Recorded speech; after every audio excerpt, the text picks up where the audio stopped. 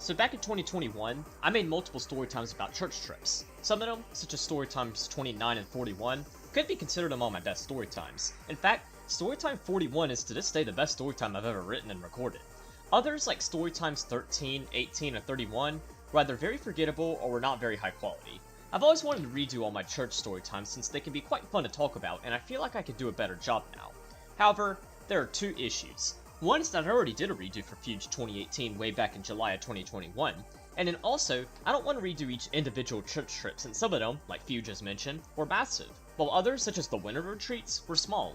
So I thought that today, I would just describe my experience with every church trip I attended. I think this would be a cool story time to do since I can kinda compare how 17-year-old me described them in 2021 to how 18, close to 19-year-old me describes them now in 2023. I'm Zach, and this is Storytime 49, on February 24th, 2023. So, to begin, I think I should describe what would consist of a church trip. So although the name implies that I went on a trip, that's not exactly what I mean by that.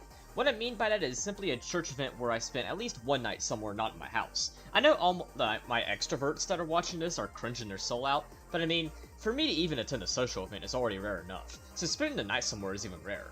There will be one exception to this rule, which was the last church event I'll talk about, but I'll explain why when I get there. Now, taking this into consideration, this means that I will not include any vacation Bible schools or small one-day church events, only the big ones. Also, before we get started, I need to reveal a little bit of backstory. Since you could probably guess, I grew up in church. But as you'll discover later in this story time, I did not stay a member of this church, as me and my family would kind of travel between 3 different churches. But anyways, knowing all this, my religious beliefs are pretty clear. I'm a Christian. I believe that Jesus Christ died on the cross for me and rose on the grave on the 3rd day. I gave my life to Christ almost 5 years ago, which put my name in the book of life, meaning when I die, I'll be spending eternity with God, so it's a pretty cool deal.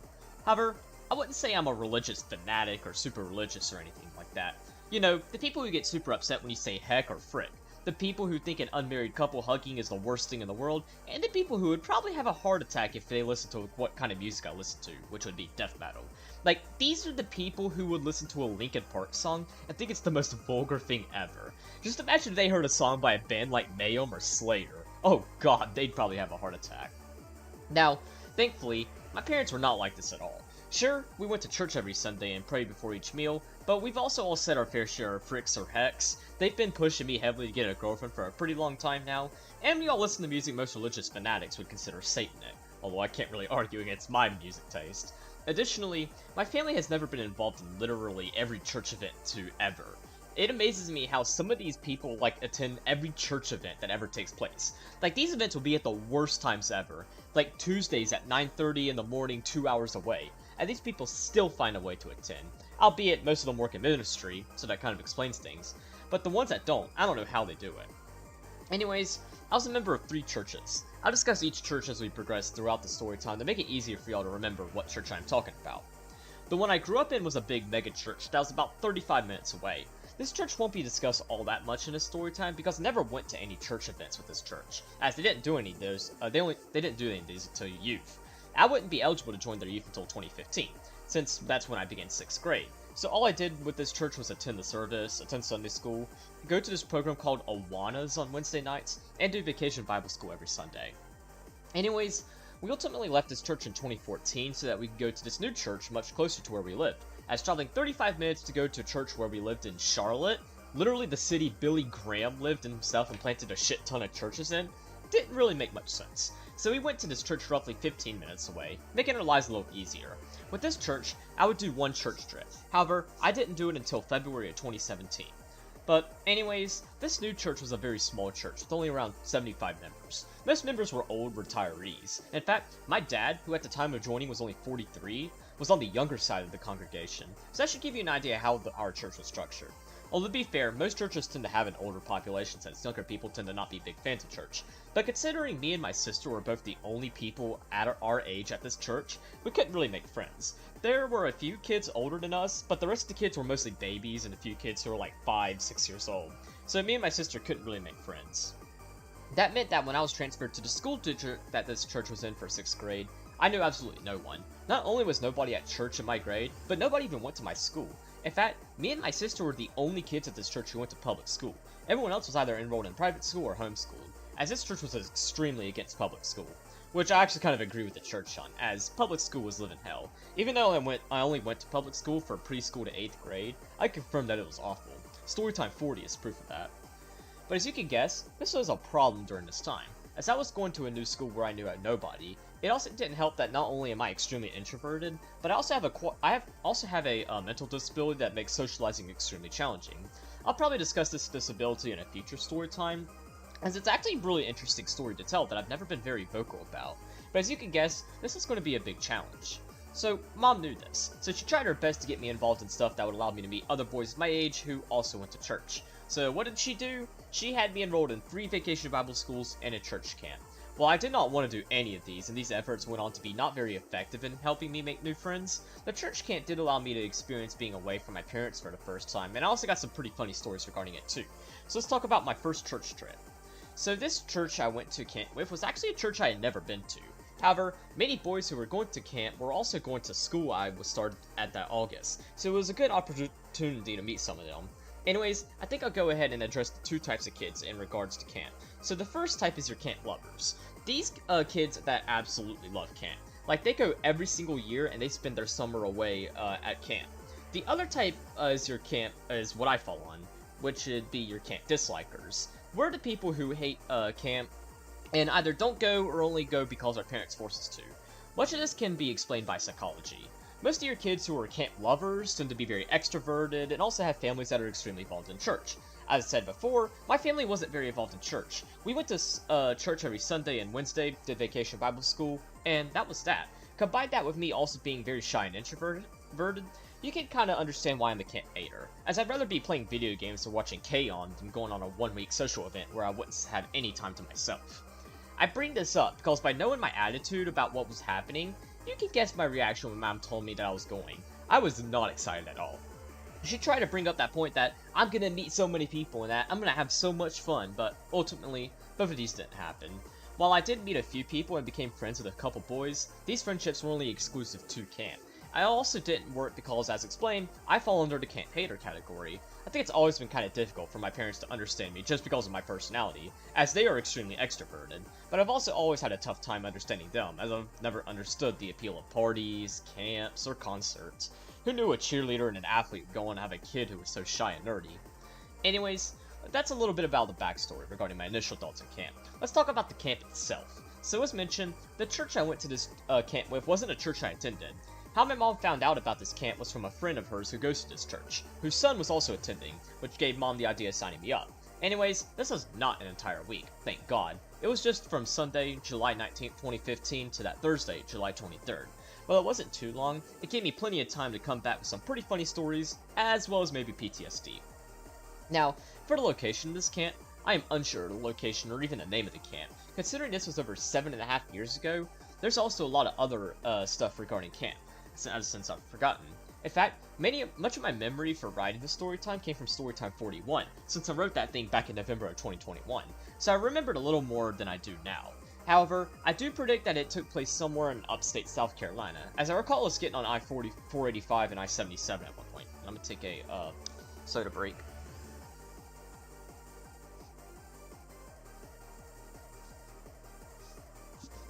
Oh, alright, we're back. Anyways, let's talk about my first day.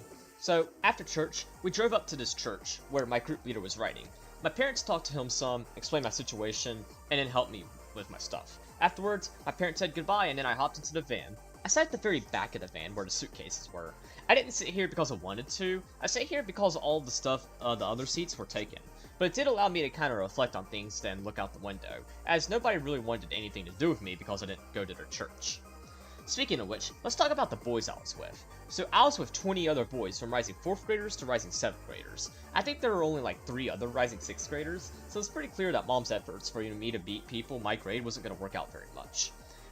Anyways, these boys seemed to always be very close with one another. In fact, I was the only one who did not go to their church, as well as really the only outcast in the group, which didn't really bother me all that much since I've practically been an outcast my entire life. At least I wouldn't be an outcast at all at camp, as the boys did include me and get to know me some, but for the time being, I spent the ride up there looking out the window.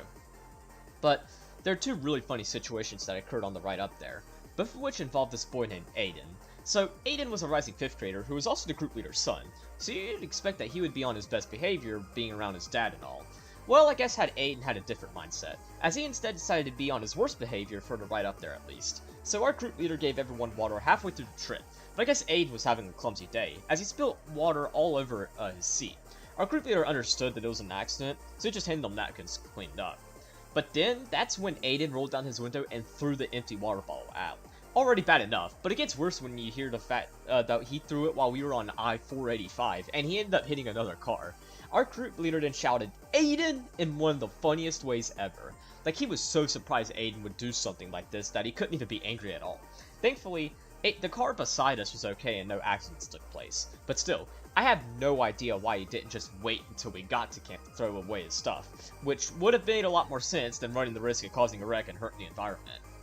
Anyways, we eventually made it to the camp. We then got our stuff out of the van and took stuff in the cabin. The cabin wasn't anything too special. It was a small building with 11 bunk beds, so 22 beds total. Perfect amount since there were 22 of us. So everyone then picked their bunk mates and got settled. Now, this is a tricky situation for me, as not knowing anyone, I didn't really have a go-to guy for a bunkmate. Unfortunately, you're going to see this as a trend, as whenever it comes time for picking bunkmates or roommates or anything in that regards to church, I've always struggled with this. But thankfully, there's another kid who didn't have anyone, so we decided to be bunkmates. However, my mom's friend's son noticed and came over and told me something very crucial about this kid. He told me that this kid's name, as well as mentioned that he was a rising 4th grader and was super weird. He went to bed often, had anger management issues, and liked talking about rather inappropriate things. I thanked him for this and then told my bunkmate that I would take the top bunk. He agreed and let me have it. I'll refer to this kid as the weird kid since he was pretty weird, and I'll refer to my mom's friend's son as the advisor, since he would advise me throughout camp since this was his 3rd year doing it. Anyways, once we got settled, we were asked to put our swimsuits on and go down to the pool where we could take the swim test. The swim test was basically to determine if we could swim in the deep end or not. However, I would be late putting mine on, and ultimately, my group was already at the pool by the time I got back to the cabin from the bathroom. I had no idea where the pool was or anything like that, so I was very upset. Therefore, I just laid on my bed and watched paint dry while I whispered a ton of F-bombs to myself. But I wouldn't be alone for very long, as the advisor would come back shortly later. I don't know if he didn't want to do it or didn't want to be in the crowd, but he came over and talked to me some. Afterwards, the rest of the group came back and we went to the cafeteria to eat dinner, as it was already quite late by then. Afterwards, we went to this conference room, if that's what you want to call it. It was a building that looked small on the outside, but on the inside, this thing was massive. Here, we did what I'll refer to as big-ass sessions throughout the rest of this story time, as we would have these at many of the other church trips too. How big-ass sessions worked at camp were quite similar to how they worked at Vacation Bible School, where they would get every group into this big conference building, where we would learn some dances, and then do songs specifically made for this camp. Seems like everyone in my group didn't want to bother with these dances. Some of us half-assed them, while the rest didn't bother. Our group leader tried to convince us to do them, but we still wouldn't budge, so he stopped trying. After a couple songs, the preacher then took the stage and gave a sermon. Now, something to note about camp, as well as the rest of the church events I discussed in the story time, is that I don't remember any lessons taught, which makes sense when you consider that the most recent church event I attended, being D-Now 2021, took place almost 2 years ago.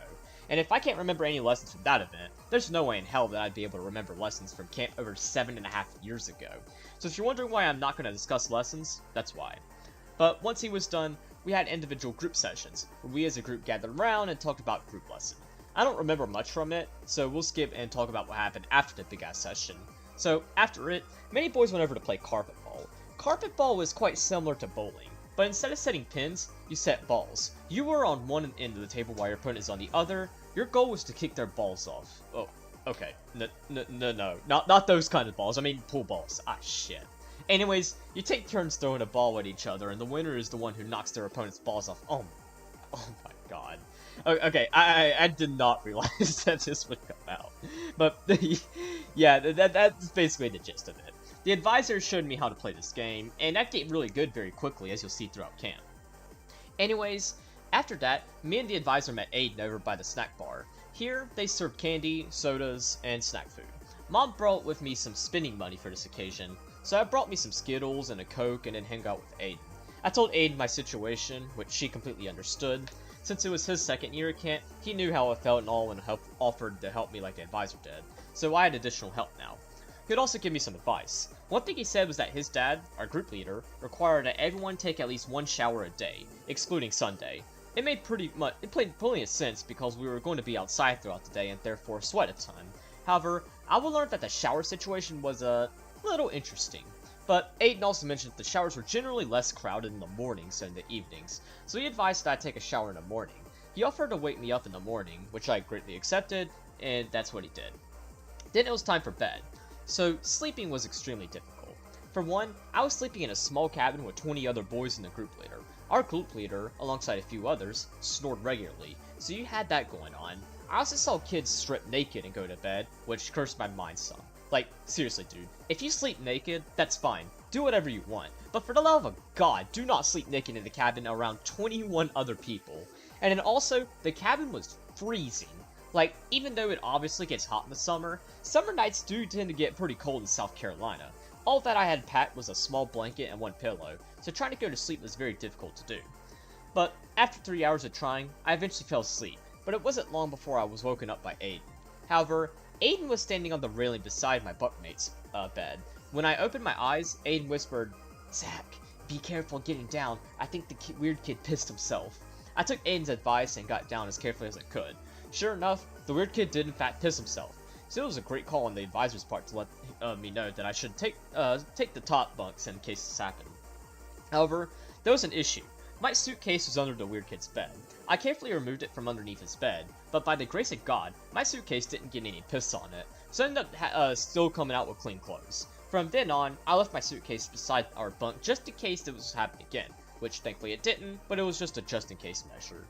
Anyways, let's talk about why it was that Aiden woke me up. As mentioned, our group leader required us to take a shower, which he talked to us that night before, proving Aiden to be right, so that's what I did. I don't know how early it was. In fact, I don't even have a clock on me at all while at camp, so I have no reconciliation of times for anything. But the sun was beginning to rise, so going back and looking at weather trends for York, Chester, and Lancaster counties in July 2015, it must have been probably around 6 a.m. However, when I got to the showers, I would come to find that Aiden was wrong about the crowding part, as the showers were packed. Fortunately, this would only be this day and not the rest of the week, but it was still quite treacherous, as not only did I have to wait for someone to get out of the shower, but I also had to wait until nobody was around to take my clothes off then get in the shower. Thankfully, the time eventually came and I took my shower. Now, if you've ever taken a shower at camp, you probably know how messed up the water is. At most camps, there isn't any hot water. While there was a hot water at mine, the water was burning. Like, if I tilted the knob just slightly, it would turn the water up like 30 degrees. So I had to stick to taking cold showers in order to avoid getting second-degree burns. The shower was also super uncomfortable because the curtain was translucent. So while you couldn't see exactly anything too special, you could still get a general idea of what I looked like in there. So I always had to cover myself whenever other boys passed by my shower. But eventually, I finished and was ready to dry off. But there was only one problem. My towel was on the bench directly in front of the showers. To make matters worse, the shower had become jam-packed, as more people woke up inside to take a shower. I didn't want to just walk out of the shower in front of a bunch of people, so I waited and waited and waited. Eventually, there's a man who walked by, whom I guess was either a group leader or was a camp counselor. So I got his attention and asked him to throw over my towel, but holy shit, this weird-ass motherfucker decided to do probably the creepiest thing ever. He picked my towel up and opened my damn shower curtain while I was standing there completely soaked and naked. Of course, right when he opened my curtain, I covered myself as much as I could, grabbed my towel, and I didn't even thank him. Like, dude, come on. I asked you to throw over my towel because I literally had no clothes on, not open my fucking curtain while I'm standing there naked. I wouldn't be surprised if this guy's on the sex offender registry, as you can't do this with kids. Maybe if I was an adult, it would have been weird as hell, but like, not suspicious. But I was 11 years old, that makes it super weird. And the worst part is that there was another man like this at the pool, which I'll get to pretty soon. Anyways, after that really awkward situation, I got my clothes on and put my dirty clothes up, and the bell rang. Every morning, the camp rang this huge bell and told everyone to come to the center of the camp. So that's what happened. I and everyone else made it over there. They then gave some announcements, then we prayed as a group, and then we made our way to breakfast. After breakfast, it was time for my first of 2 electives. Now, these electives were activities we got to select prior to camp. I'm pretty sure Mom selected mine for me, although I don't remember. But if she did, I do have to give it to her for making some actually pretty cool selections. My first elective was arts and crafts. Now, arts and crafts themselves weren't really why this was a good elective. The main reason it was good was because it was inside in the air conditioning. Although you might think this is bad since I froze at night and was taking cold showers, do keep in mind that temperatures in South Carolina get super hot really quickly. Like, by the time I got out of the showers, which I guess would have been around 7 a.m., it was already 80 degrees outside, so it was hot. Therefore, being in the air-conditioned room felt really nice, and arts and crafts in general was really cool too. It was actually one of the only times I was around girls. Contrary to how the movies pull it, no, you will not get a girlfriend or boyfriend at camp. In fact, it's unlikely you'll even see anyone of the opposite gender your age at camp, which confused my parents immensely when they asked if I met any girls. I had a pretty difficult time explaining to them that camp was a massive sausage fest. Now, I didn't talk to any of the girls, as they were all friends with each other and were all talking to each other, so I pretty much spent this period at my own table by myself and creating my thoughts while creating a bead lizard or an antique cross or whatever I felt like. Anyways, once arts and crafts were finished, it was time for my other elective, which would be archery. Now, prior to this, I had never shot a bow and arrow before, but luckily, I was in a similar boat as everyone else, as almost none of us could do one initially. Our leader expected this, so he basically just showed us how to use a bow and arrow, as well as safety tips. Then we got into groups and took turns practicing. Certainly a learning curve at first, but I eventually got the hang of it. After that, it was lunchtime, so I met the rest of my group and had lunch with them. After lunch, we were provided with some free time. Free time was usually just laying on my bed while the rest of my group did their thing, as we were all tired. Electronics were completely banned, so I couldn't whip out my DS and play Pokemon to pass time. Anyways, seems like some boys from the other groups though were not tired, as they decided to go around and ding-dong ditch everyone. They eventually reached our cabin, where they knocked on the door and immediately ran away. The weird kid was the one who opened the door to see this. Once he shut the door again, he said to the whole cabin, "I think someone just ding-dong ditched us." I really didn't care, as I was tired, and the other boys had a similar philosophy as me, so they told the weird kid to calm down, which she complied. But that was when we got another knock on our door. Another ding-dong ditch. While no reaction came from me or the rest of the cabin, the weird kid was furious. He shouted, "Stop ding-dong ditching!" at the door as the boys who were ding-dong ditching us ran off. The weird kid then opened the door and shouted it again, which, by then, the boys were already back at the cabin. The weird kid was absolutely furious, which I guess I could kind of give you another reason why he was weird, since the rest of us just didn't care. The boys who ding-dong ditched us were just immature brats. If we ignored them for long enough, they would get bored. But the weird kid didn't think so he decided to take matters into his own hands by ding-dong ditching them.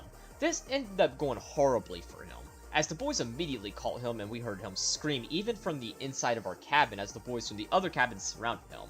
As someone who was severely bullied, I do not condone it in any way, shape, or form, but in some situations, bullying is kind of necessary. This is one of them, as the weird kid was just asking for it, especially after ignoring the rest of the cabin's advice. Anyways, after all that stuff that happened, it was pool time, so we all got our swimsuits on and made our way to the pool. Now, since I was absent from the test that day before, I had to do it during this time to be able to get to the deep end. As most of y'all know, I used to swim competitively, and even though this was a year before I joined the team, this is not a problem at all since I knew how to swim, so I was now allowed to be in the deep end. Now, generally, you would associate the deep end with a diving board, and sure enough, this pool had a diving board, so me and the rest of the boys lined up to jump off the board. However, while we were in the pool, there was also some man on a float. This is the only time I ever saw this man, but if you told me that he was arrested and placed on the sex offender registry, I would not be surprised in the slightest. Because not only did this man give off pervert-like vibes, but he also fit the stereo description of a sex offender. Fucking hell, what is up with these chaperones that just kept being creepy? From the man who opened my shower curtain to this guy, what is up with this people?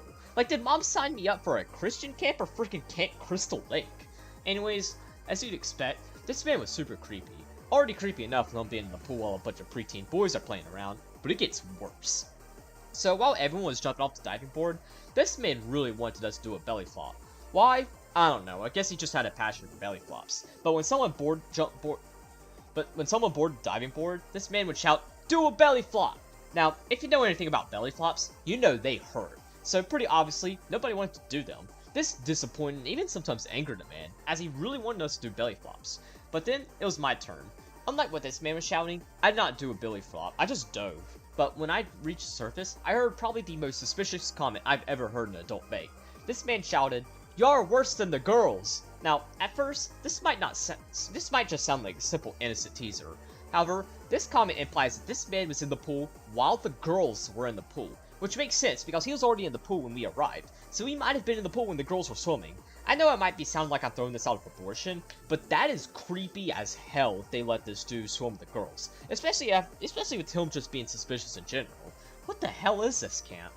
Anyways, after we changed and then, from then to dinner, I have no recollection of any events that took place. I want to think that we did something as a cabin, but I don't know, so I can't really think about anything at all.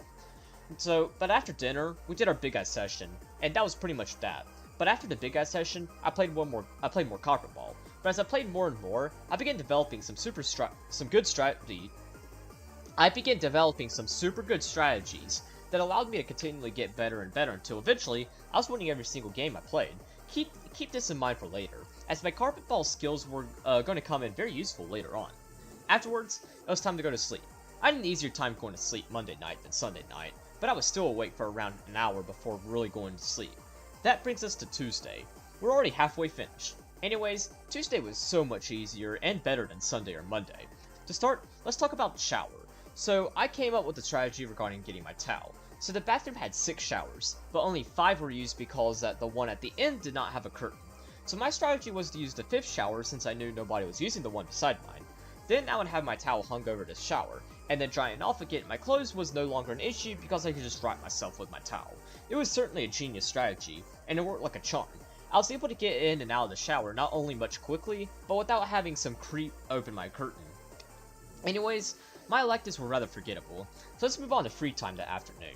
So, during free time, I spent my time playing carpet ball, where I started to get a reputation for being a god at it. That was when a group of rising 7th graders came over and took note of my skill. I guess they were super popular or something, as they got really cocky, claiming I was fake and I wasn't really that good. So I told them that they could challenge me, which is what each of them did. It was pretty high stakes, as there were a lot of people around and there were crowds of people watching us. However, while I normally hate being around so many people at one time, this is one of the few times that I really liked it, as I completely embarrassed these rising 7th graders. I embarrassed them so much, they might as well have left camp early. There were 5 of them, and I beat them all so quickly that I only had 2 balls knocked down between the 5 of them. But among the crowd, there were a few counselors cheering me on as well. After my match, one of them came up, congratulated me, and invited me to participate in the carpet ball tournament the next day. I agreed and signed up for it, which I'll discuss when we get there. Afterwards, it was pool time. The man from the day before was not there, so swimming wasn't nearly as awkward or as concerning as it was the day before. Then we changed up, and then we and the rest of my group went to the conference center where our big-ass sessions were held. But we weren't going for a big-ass session, as this is a little too early for that. Instead, we were going for a dance competition. Oh my god, I absolutely hate how the leaders of these camps don't seem to realize that preteen boys hate dancing. Like, I understand for the girls, but for us, nobody does that shit. It feels awkward and makes us super uncomfortable. Anyways, this dance competition included all the boys groups. The camp counselors told each individual group a dance. The dance our counselors told us was this dance to a trot remix of the Little Einsteins. However, we didn't have to do it if we didn't want to. In fact, we really didn't have to do anything at camp if we didn't want to, which I really wish I knew beforehand because that would have made my experience a little better. They couldn't force us to do anything, but luckily, the counselors did let us know that this was the case, which resulted in absolutely nobody bothering with the dances. Now, once each counselor taught us to dance, it was time for the competition. Only problem, neither me nor anyone in my group bothered to go on stage to represent the group. Our group leader got super angry and came over and told us we were already embarrassing ourselves. This is obviously not the case, as the only way we would embarrass ourselves would be to do the dance. But that was when he said that if some of us didn't go up there, he was going to force us to all go up. That was when a couple rising 4th graders stood up and said they'll do it. All of us cheered them on, but not because they were representing our group. We cheered them on as a way of thanking them for standing up for us. Ultimately, they did not do much on stage, just stood there awkwardly and occasionally made some movements. Although our group leader was upset, we were all very relieved for them and cheered them on. Our group leader got last place, but the only person really angry about this was a group leader. Anyways, after that, we ate dinner and then we had our big-ass session, none of which I remember much from. However, I remember what happened after the big-ass session. So our group leader was still very upset over the performance from the dance competition. So after our big-ass session, he required that all of us immediately go back to the cabin and go to bed early, which, at this point, he was just taking it too far. Like, I get he was upset that none of us wanted to dance, but he realizes what we're a bunch of preteen boys, right? We don't do that shit. It's embarrassing as hell. But we all made our way to the cabin, although we did not have to go to sleep immediately. And that's what was on the mind of the weird kid. So, the weird kid decided that he was going to be weird. So, while most of the boys were talking and stuff, I wasn't. I was just laying there. the weird kid started talking about penises. He talked about how he saw this massive wee-wee in the bathroom, and even talked about his own. He then asked us if we wanted to see his, to which nobody spoke a word. Nobody except our group leader. Our group leader was already angry enough. Just went off the weird kid, telling him how we're not going to talk about this stuff and that he needs to repent to God. The usual shit they tell a troublemaker at a Christian camp. Afterwards, the weird kid went silent and the rest of the group attempted to go to sleep. Although still feeling awkward after having to hear him talk about his wee-wee. Although we were still upset with our group leader for his pettiness earlier that day, our respect for him returned after this. And that brings me to the last full day of camp. Thank God. Anyways, that morning, the electives had nothing going for them. So let's talk about carpet ball tournament. So how it was structured was that there was a loser's bracket and a winner's bracket. If you lose the game, you go into the loser's bracket. But we don't need to worry about the loser's bracket, as I would stay in the winner's bracket the entire tournament. So let's skip and talk about the last match. So how the last match worked is that there was this winner of the winner's bracket faced off against the winner of the loser's bracket. The winner of the loser's bracket was actually the same kid who won the previous year. I ended up beating him once already in the winner's bracket, which is how he found himself in the loser's bracket. And then in this game, I beat him again. So I was the winner of the tournament. Well, not exactly. In order to officially win, I had to face the owner of the camp. Basically, the owner took a deep interest in my skill. After all, who wasn't? Who wouldn't? I was the underdog here, just dominating all the camp veterans. But basically, she challenged me to a game after I won. I agreed and ended up probably playing my best game of carpet ball. I beat her only in 2 turns, which is super hard to do because to do that, I had to knock 2 balls in each turn. But I managed to do that and that was officially the carpet ball champion. As a reward, I got $15, which I blasted all on snacks from the snack bar because that's what any 11-year-old would spend their money on. That would ultimately be the last time I ever played carpet ball. I retired after that, and since then, I have still yet to play another match of carpet ball. Anyways, after the tournament, it was pool time. The pool time itself was forgettable, but what was memorable about this was changing into my dry clothes. Basically, when I exited the bathroom, I heard someone shout "fuck" as loud as they could, which, to be fair, this normally would be quite common in a boys' bathroom, but this was a Christian camp, so hearing this word was not something I expected. But then a couple of boys from my group came out with me, and they asked if I heard the weird kid shout the word. At that point, I knew it was definitely the weird kid who shouted it, so I told him I heard it. But we weren't the only people who heard it. The weird kid had shouted it so profusely that our group leader could hear it from the cabin. So he came over and basically went off on this kid, telling him about how disappointed he was to hear him say that and how what he said made God very unhappy. By the way, if you caught that VeggieTales reference, you're a legend. Anyways, that weird kid ultimately had to call his parents and let them know what he did. He didn't get sent home early or anything like that, which is actually quite surprising knowing the type of stuff he was doing. But I bet you when he got home, he had some pretty harsh punishments. Anyways, after that, we did a competition with the other boys groups. Thankfully not a dance competition like the one before. Instead, we were doing relay races, so nobody was hesitant to do these, so everyone participated except the weird kid. The camp punished him by not letting him participate in the relay races, which I think might have been a little bit of overkill. After all, he already had to call his parents and will probably receive a punishment when he gets home, so I don't really think the camp should have added this punishment. But anyways, I don't really remember these relays very much. I do recall at one point having to carry a sponge and get water into a bucket, but that's about the extent of what I remember. Then came dinner and the big ass session. The big ass session was a little different, as many of the parents came, as the camp was like an hour away. My parents didn't come since I guess they didn't know or didn't want to, which didn't really hurt my feelings since I wouldn't have cared if they came anyways. But other than that, it was still your typical big ass session. After the big ass session though, I went straight to bed, and I immediately went to sleep after it too. I was super excited about the next day, which was the day I was going home, so I wanted to speed it up as much as possible. It also helped that I was pretty tired overall, so I slept really well that night. And that brings me to Thursday, my last day at this piece of shit. Aiden woke me up as he normally did, but he let me know that his dad didn't care if we took a shower or not on Thursday, so I opted to take one when I got home to have warm water. A little later, we had breakfast, and then we attended our electives for the last time. So, during art, we created these small booklets, so we could write in them about whatever. So I decided to reflect on my experience at camp overall. As you can probably guess, I hated my experience at camp. It was overall a terrible experience and I'm glad I never went to again. And I didn't even go here for the reasons Mom wanted me to go, to meet people my age and also go into church. Sure, the advisor was my age and we had a couple classes together in the following school year, but we never talked or really did much, so Mom's plans failed too. So in this booklet, I basically just wrote about everything I hated. From the lack of privacy, to the lack of alone time, to the creepy ass adults. I just wrote about what I hated. In fact, there was so much I hated about camp that I ended up going over to booklet. Yeah, I've had a really bad experience at camp. Afterwards, I went to archery, and then ate lunch, and then attended the last big session of the trip. Most kids were all bummed out that it was over and they would have to go home. Meanwhile, I was happy that I was finally going home. No more freezing to death at night or worrying about the weird kid pissing on my suitcase. I was relieved that I was going home. After the big session, we went home. On the ride back home, I didn't sit alone, as the advisor actually joined me. We sat right behind Aiden too, so us three talked and had fun the rest of the way home. And then we arrived back at the church. Mom was waiting for me, so I immediately got my stuff, hugged her, and hopped into her van. So the first thing Mom asked was how my trip was, which that's what every parent asks their kid after they get back from camp. Now, as you'll see throughout the story time, if I had a bad experience somewhere, I normally did not tell my parents up front that I did.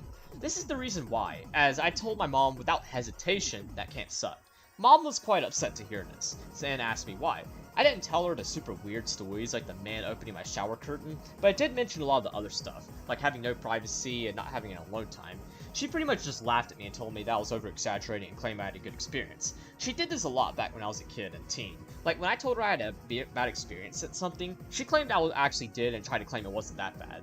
I never understood this thinking. Like, what is she even trying to gain from it? If I had a bad experience, I had a bad experience. There's no but or I made it out to be. No, I had a bad experience. Not sure why she was trying to change my mind, because it wasn't her that went. It was me who went. Only I could form my opinion on camp. Anyways, pretty much hid in my room all the way till Sunday. The only times I went outside my room was to use the bathroom or get food. So I guess I can at least be thankful for my parents for giving me time to rest, because I needed this immensely. I had no energy to be around people, so I needed quite a lot of time to be by myself. So yeah, that wraps up my experience at camp. The rest of the church trips that I'll discuss, with the exception of Fuge 2018, were nowhere near as big or as chaotic as camp was, so the rest of the story time should go a lot smoothly. Anyways, the next church trip I went to wouldn't be until February of 2017. Now, unlike camp, which was with a church I didn't even go to, this event was with the church I was going to at the time. In May, we would leave this church for what would become my current church. So this is the last church trip without my current church. And anyways, this event is called 180. It gets its name because the goal of it was to make us do a 180-degree turn in regards to how we lived and all that. I think the event was more geared towards teens who did not live like a Christian, and the goal was to shape them into people who did. Honestly, this whole event is really forgettable. In fact, the reason I never did an individual story time for it was because it probably would be less than 15 minutes. I did touch it briefly on Storytime 42, but I didn't go into detail just because it was that forgettable. But in this story time, I finally get to talk about everything that I remember from, which isn't much, but I'll do my best as much as I recall. Anyways, this event lasted from Friday, February 24th to Sunday, February 26th.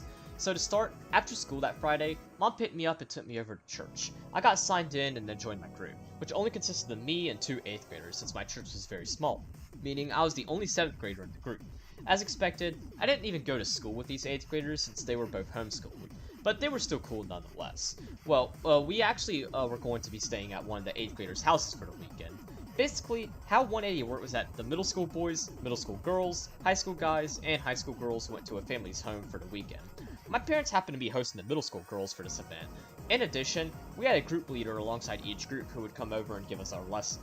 We did 3 lessons, one on Friday night, one on Saturday morning, and one on Saturday night. So that's how things work. Anyways, I don't really remember anything from my time at the church, so let's skip to that night. That night, our group leader came over and gave us our lesson.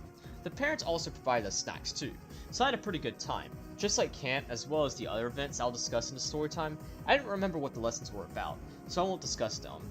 Afterwards, me and the other 2 played Minecraft on the host Xbox for the rest of the night.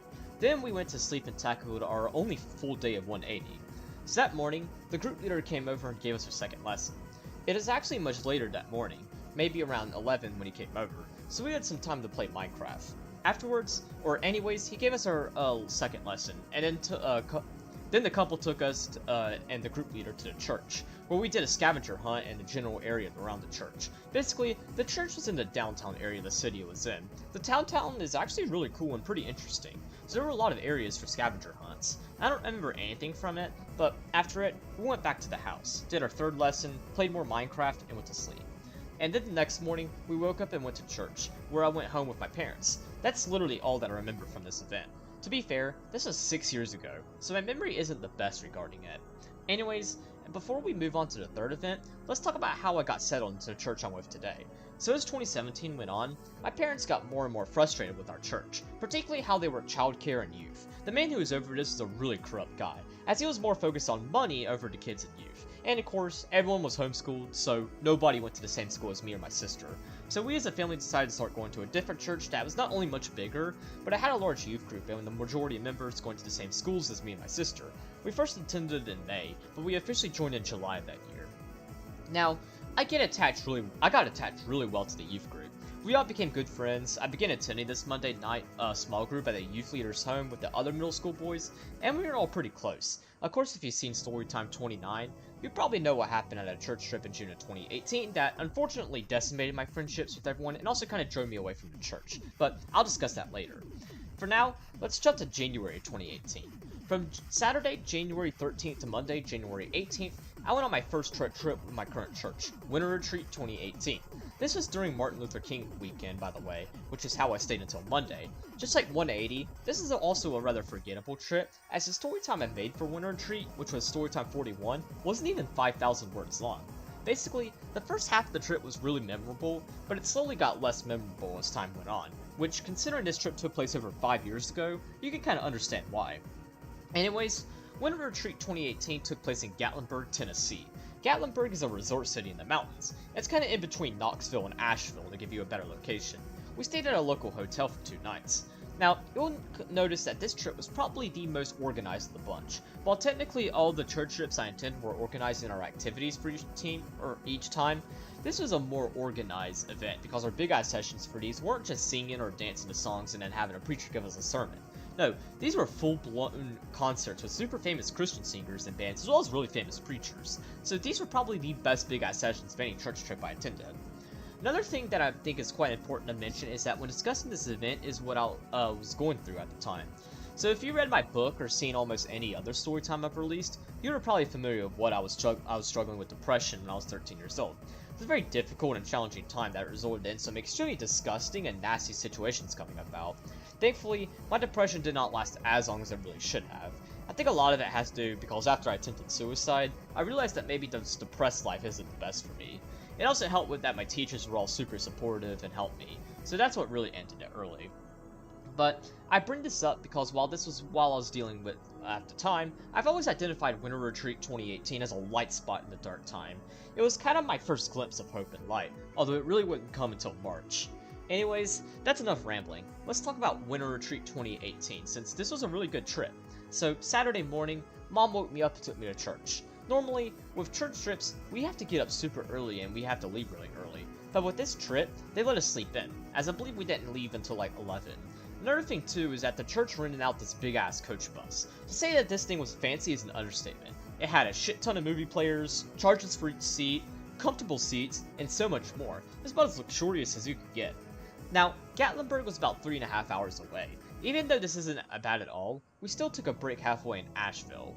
Now, my grandmother lives in Asheville, and I used to visit her very often during COVID, and I confirmed that Asheville is home to some weird-ass fucking people.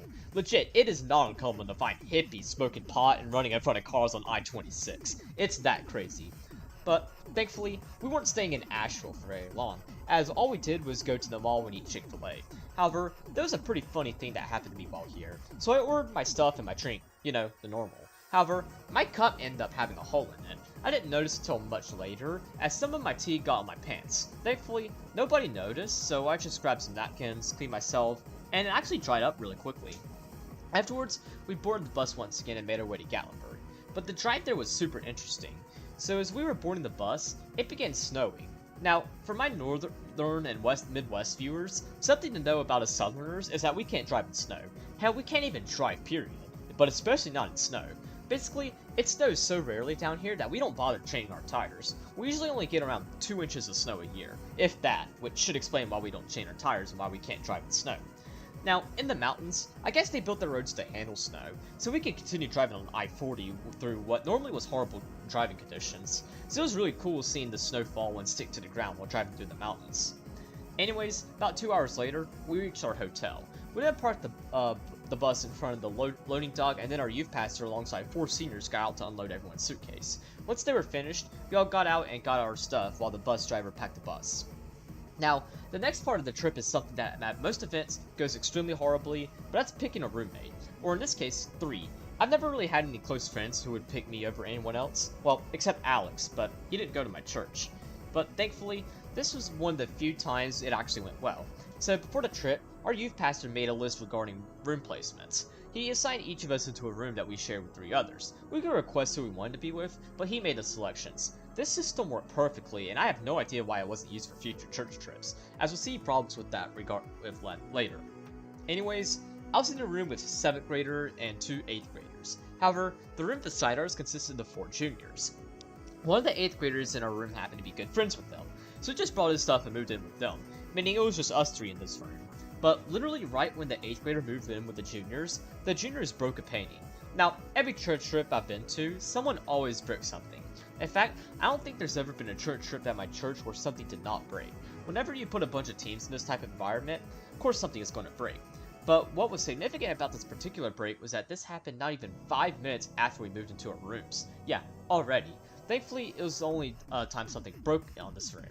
Also, I'm also glad it didn't happen in my room, since I believe all 5 of them had to pay for it. The only part I have in this is writing about it 5 years later. Anyways, after all that, we went back to the bus for dinner. We stopped at a nearby square that had like 3 fast food options. I ended up going to Taco Bell with my friends. Thankfully, I didn't shit my pants, but like anything from Taco Bell, it did hurt my stomach, but at least it only lasted for like 45 minutes after eating. Anyways, after eating, we went to our first big ass session. As mentioned, the big ass sessions at Winter Retreat were much bigger than big ass sessions at other church trips, as these involved famous Christian artists and preachers. The Christian singer for this particular session was Phil Wickham. Now, as someone who grew up in church, I grew up listening to his music, since he's a really mainstream Christian artist, or he was. I haven't really paid attention to the Christian music scene at all in the past 7 years or so. Anyways, the concert was pretty good.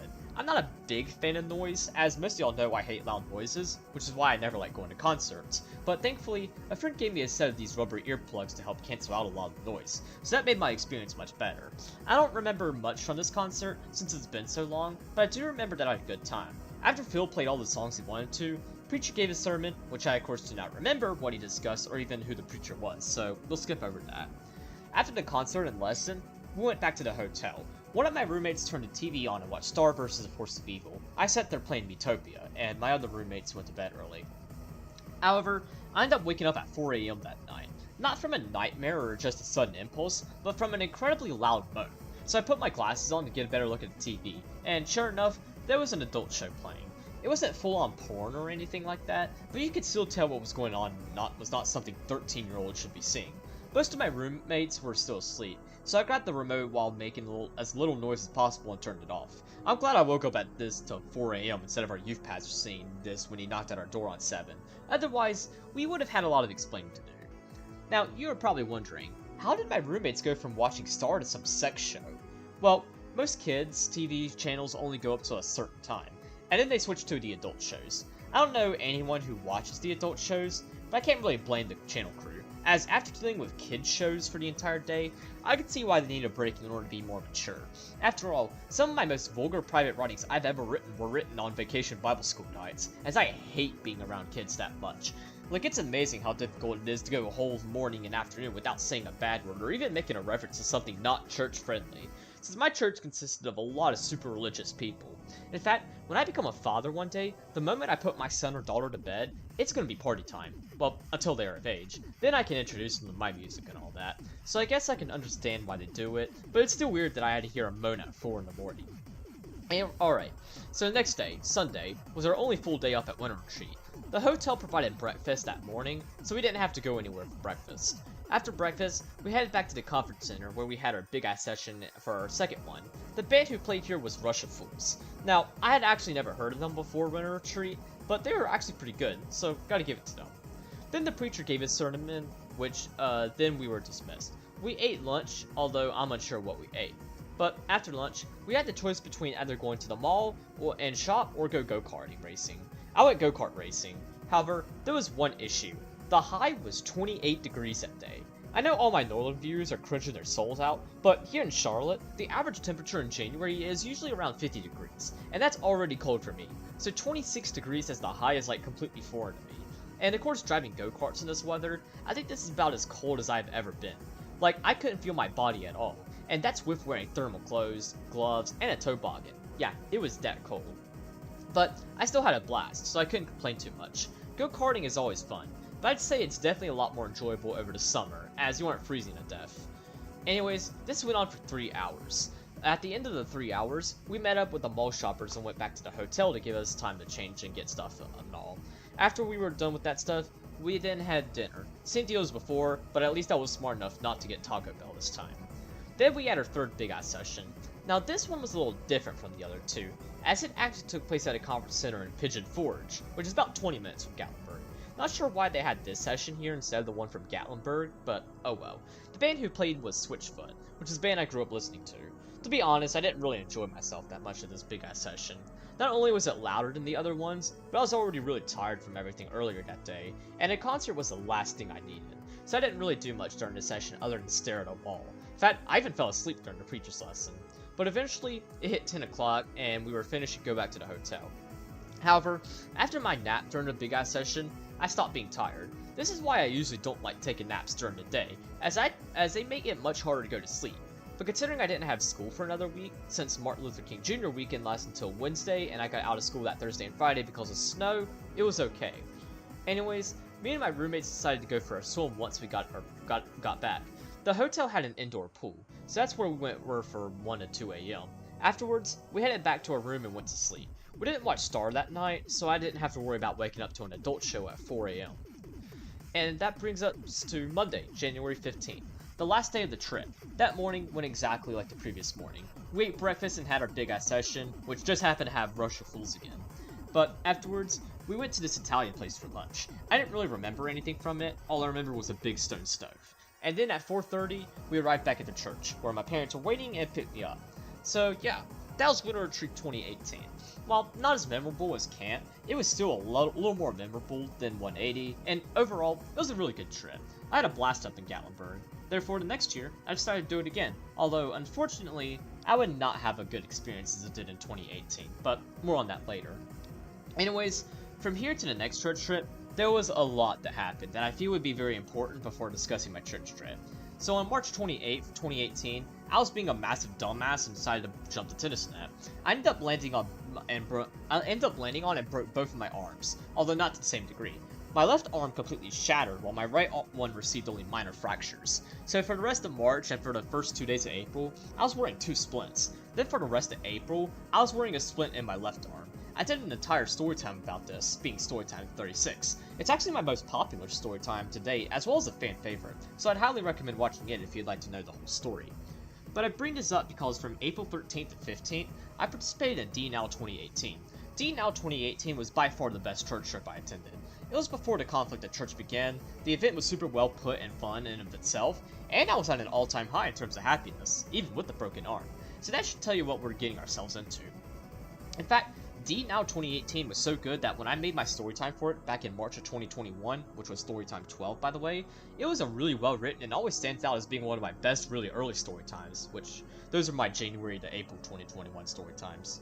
In fact, Storytime 12 is actually why I decided to participate in DNOW 2021, which will be the last church event I discuss in this story time.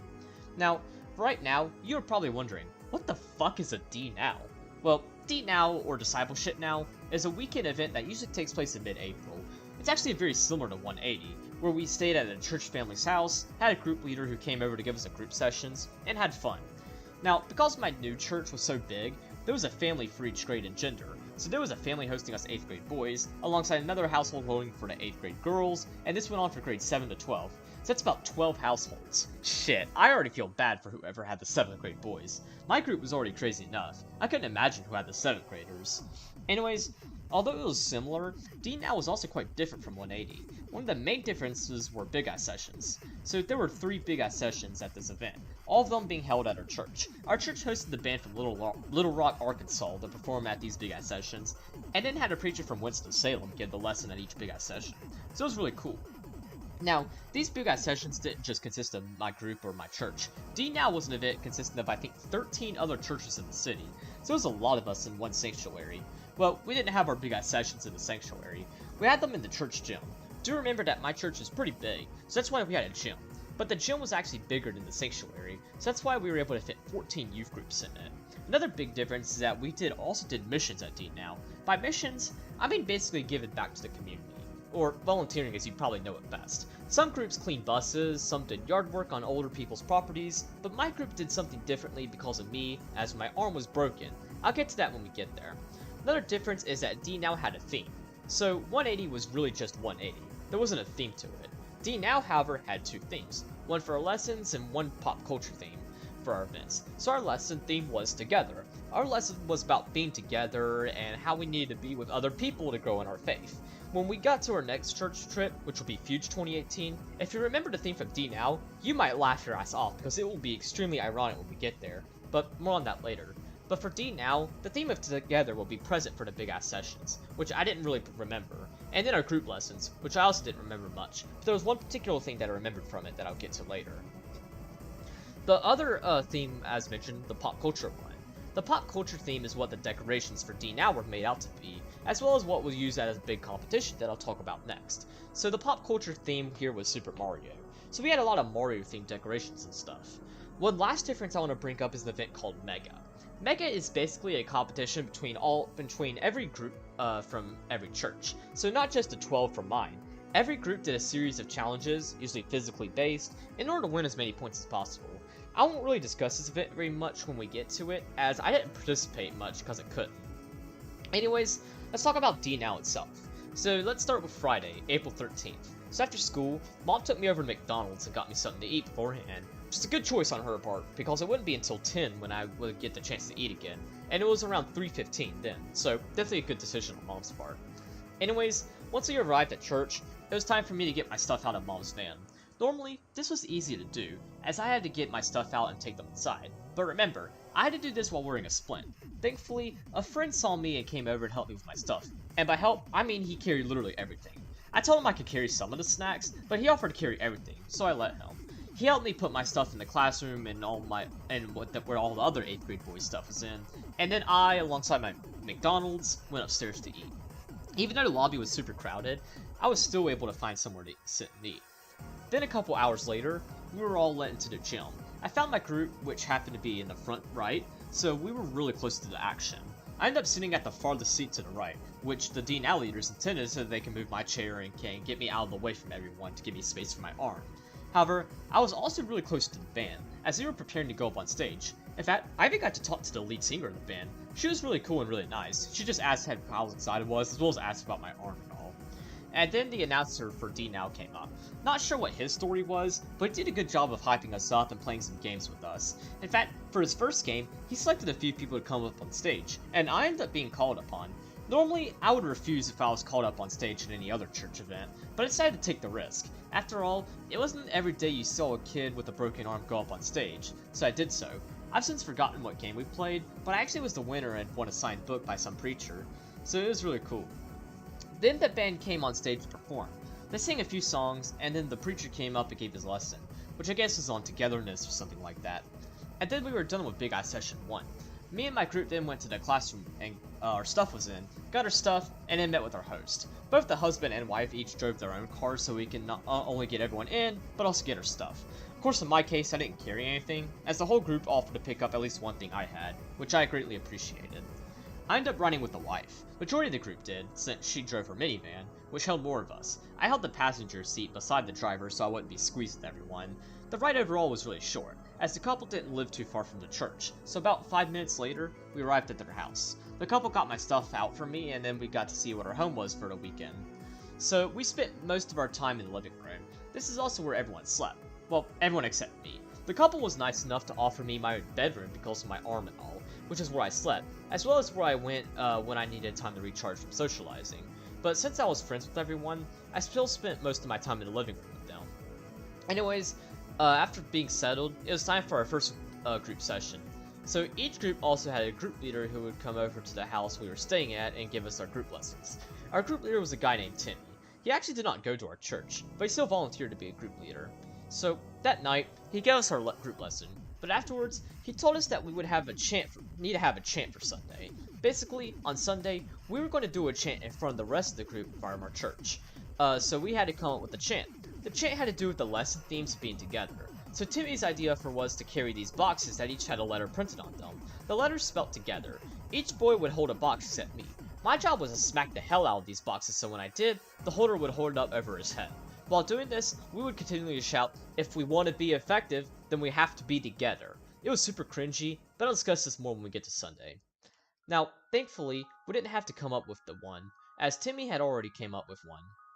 That night was super fun. One of the boys brought his PS4 over, so we ended up playing Fortnite all night. Even though I've always hated Fortnite, even at its peak back in 2018, it was still fun watching all the boys take turns and joke around with them. Mom also brought with me a whole 12-pack case of Dr. Pepper, two family-sized bags of Doritos, and 2 cases of Pop-Tarts. I ate and drank half of this food this night and the rest of Saturday night. The other boys had their snacks too, so we were all living the life. Now, some boys stayed up all night, as sleep isn't something you get much on church trips. I did get sleep though, although I ended up staying up to 2:30 on Friday night playing with the boys. But after a little bit, I went to my room and went to sleep. That takes me to Saturday. The wife woke me up at 8 o'clock with some breakfast in bed, and so I ate up, and once I finished, I went and joined my group in the living room. At around 9 o'clock, Timmy came over and gave us our second group lesson. Afterwards, he played some Fortnite with us and worked on the chant some more. Then at 11, we headed back to the church for a second big-ass session. Now, this big-ass session was a little different, as preacher didn't give a sermon this lesson, but the band and all other groups came over with the other 13 churches. However, around halfway into the big-ass session, they did a thing called panda exercises. Basically, they had this dude in a panda outfit do stretches and other exercises, and we would follow along. Now, of course, having a broken arm, I cannot do any of these. In fact, I'm pretty sure that my youth pastor put this up only to troll me. So while everyone else was doing the exercise and stretches, I was shouting probably the longest chain of cuss words I think I've ever said. Anyways, after that, the band played more songs and then we were dismissed to our missions. So most group did some kind of yard work or physical labor for their missions. My group did something a little different because I couldn't do any yard work because I had a broken arm. And by something different, I mean we got to be Mr. Beast for a couple hours. Okay, well, we didn't give it as much as Mr. Beast does, but what we did was that we bought 4 cakes and then went to 4 local businesses and gave the workers them as a way of thanking them for contributing to the economy, as well as inviting them to our church. I don't remember all the places we went to, but I do recall going to this furniture store. Here, while the couple and Timmy walked to the store owner, me and the rest of the boys hung around. Most of the boys played around on the furniture, while I just laid on the bed and played Clash Royale while making fun of them. After we delivered our last cake, we then made our way to this huge field, where we were about to participate in Mega Relay. I'll refer to it as Mega for the duration of the story time, by the way. Anyways, Mega was a competition between all the groups from all churches, where each group attempted to win the 8-foot tall and 5 feet wide golden trophy. Now, Mega took heavy inspiration from the theme, which is in this case Super Mario, so there were a lot of Mario themed stuff. An example would be our outfits, so each group had to dress up like a character. My group had to dress up as Donkey Kong, so we all wore these brown shirts and red ties. Then Timmy dressed up as Funky Kong because who wouldn't want to dress up as the best Mario Kart character of all time? Now, as you might expect, I did not participate in Mega.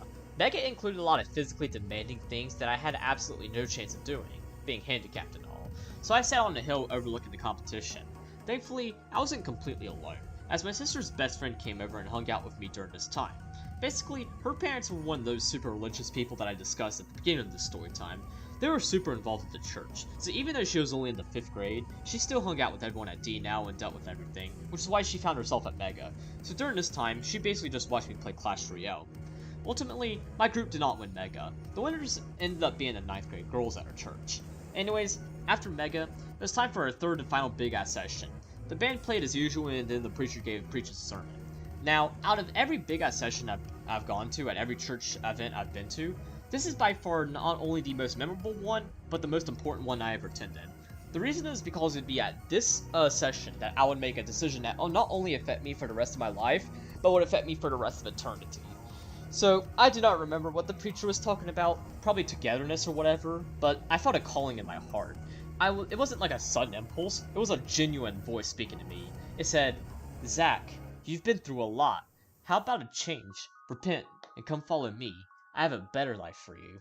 I knew that this was God speaking, as while I often have some pretty weird thoughts, this is not a thought I would come up with randomly, so I decided to answer it.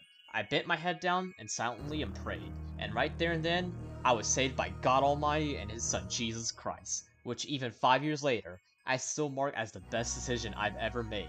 It's amazing just because a month later, or just a month earlier, I attempted suicide, and here I was now going from my worst decision ever to my best. God is really, really awesome. Now, normally, when you give your life to Christ, you're supposed to shout it out and let the entire world know what you just did. I did not do that. The only people I told were my youth pastor and Timmy, and then I texted my parents. But word would quickly spread, so I didn't really have much need to tell everyone. Anyways, after the big ass session, we went back to the couple's house. Timmy gave us one last group lesson, and then we were all off on our own. Now, emotions can take a huge toll on your energy.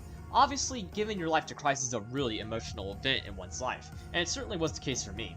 In fact, April 14th, 2018 was probably the third most emotional day of my life, only behind March 8th, 2018, which was the day that I tried to take my own life, and December 10th, 2021, which was my very last day of school. Although it still holds up, and forever will hold up, as the greatest moment of my entire life. As a result, I couldn't stay up as late on Friday night, so I hung out with the boys until around 12, which was all that I could give in. So at 12, I went to bed. Next morning, the wife woke me up at 8 again with breakfast in bed. She talked with me while I ate, and after a little while, made my way to the living room and hung out with everyone. Then at 9:30, we took off for church. Now, we as a whole youth group attended the worship service together, but before that, we all gathered around to not only take group pictures, but to also do our chants. And oh boy, our chants were hella cringe. Of course, we did the whole if we want to be effective, then we have to be together bullshit, but the part of me hitting the box and the boys holding up was just cringy as well. Anyways, after that, we went to the church service, and after that, got to reunite with my parents and went home. So, yeah, that was D-Now 2018. A month later, on May 13th, I would go on to get baptized. Overall, D-Now 2018 was by far the best church trip I attended. I felt genuinely happy the entire time, even with a broken arm. But to be fair, I think having a broken arm actually made this church trip even better, as I was given my own room and didn't have to do anything physical. So yeah, D-Now 2018 for the win. So now let's jump from the best church trip event I attended to the worst one. But although it is the worst trip I attended, it's actually one of my favorite topics to discuss on Storytime. Why? I don't know. Like, it's a pretty difficult situation to talk about because it involves bullying and harassment, but it's also interesting to talk about because it's what led to me entering what I refer to as the conflict at church, which in turn caused me to kind of turn away from the church. I don't mean I became a straight up atheist, as I still consider myself a Christian, but nowadays, I really only watch a church service online and just say that's church, and a lot of that started from this situation. To make matters more interesting, this took place during the summer of 2018, which happened to be the best summer of my life. So pretty weird how it happened during this time and not at any other time period. So this event I'm talking about is Fuge 2018. Its full name was MFuge, but I'll refer to it as just Fuge because it's easier to say. Anyways, Fuge is a 6-day trip where we stayed at a Christian college that hosted the event. The event included us in like 20 different churches, so it was a pretty big event. By the way, Fuge isn't something mine and a bunch of other churches come up with. It's actually an organization that sets up these across Christian colleges across the country, so it's a super organized event. So where did we stay? Well, we stayed at Belmont University, private university in Nashville, Tennessee. So we were going back to the volunteer state, just that we were going to the other side of the mountains rather than in the mountains. We went up on Monday, June 18th and came back on Saturday, June 23rd.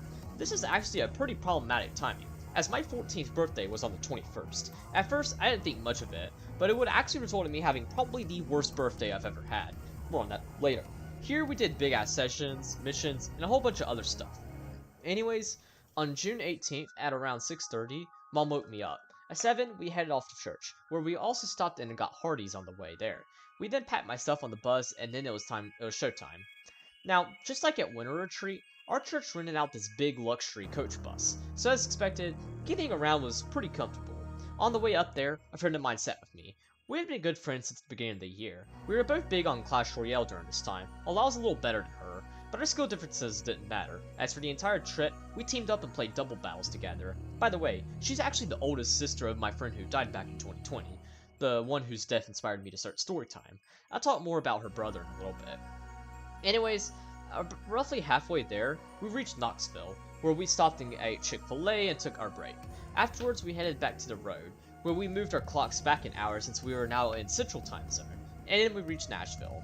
Now, how things worked at Fuge was that most things we did here was done on the college's campus. So we stayed in their dorms, ate in their cafeteria, had our big ass sessions in their auditorium, and did most stuff on campus. In other words, we basically got to be college students for a week, which was pretty cool. As a college student now, I have to say, I certainly love college life, and by college life, this definition is honestly different from everyone.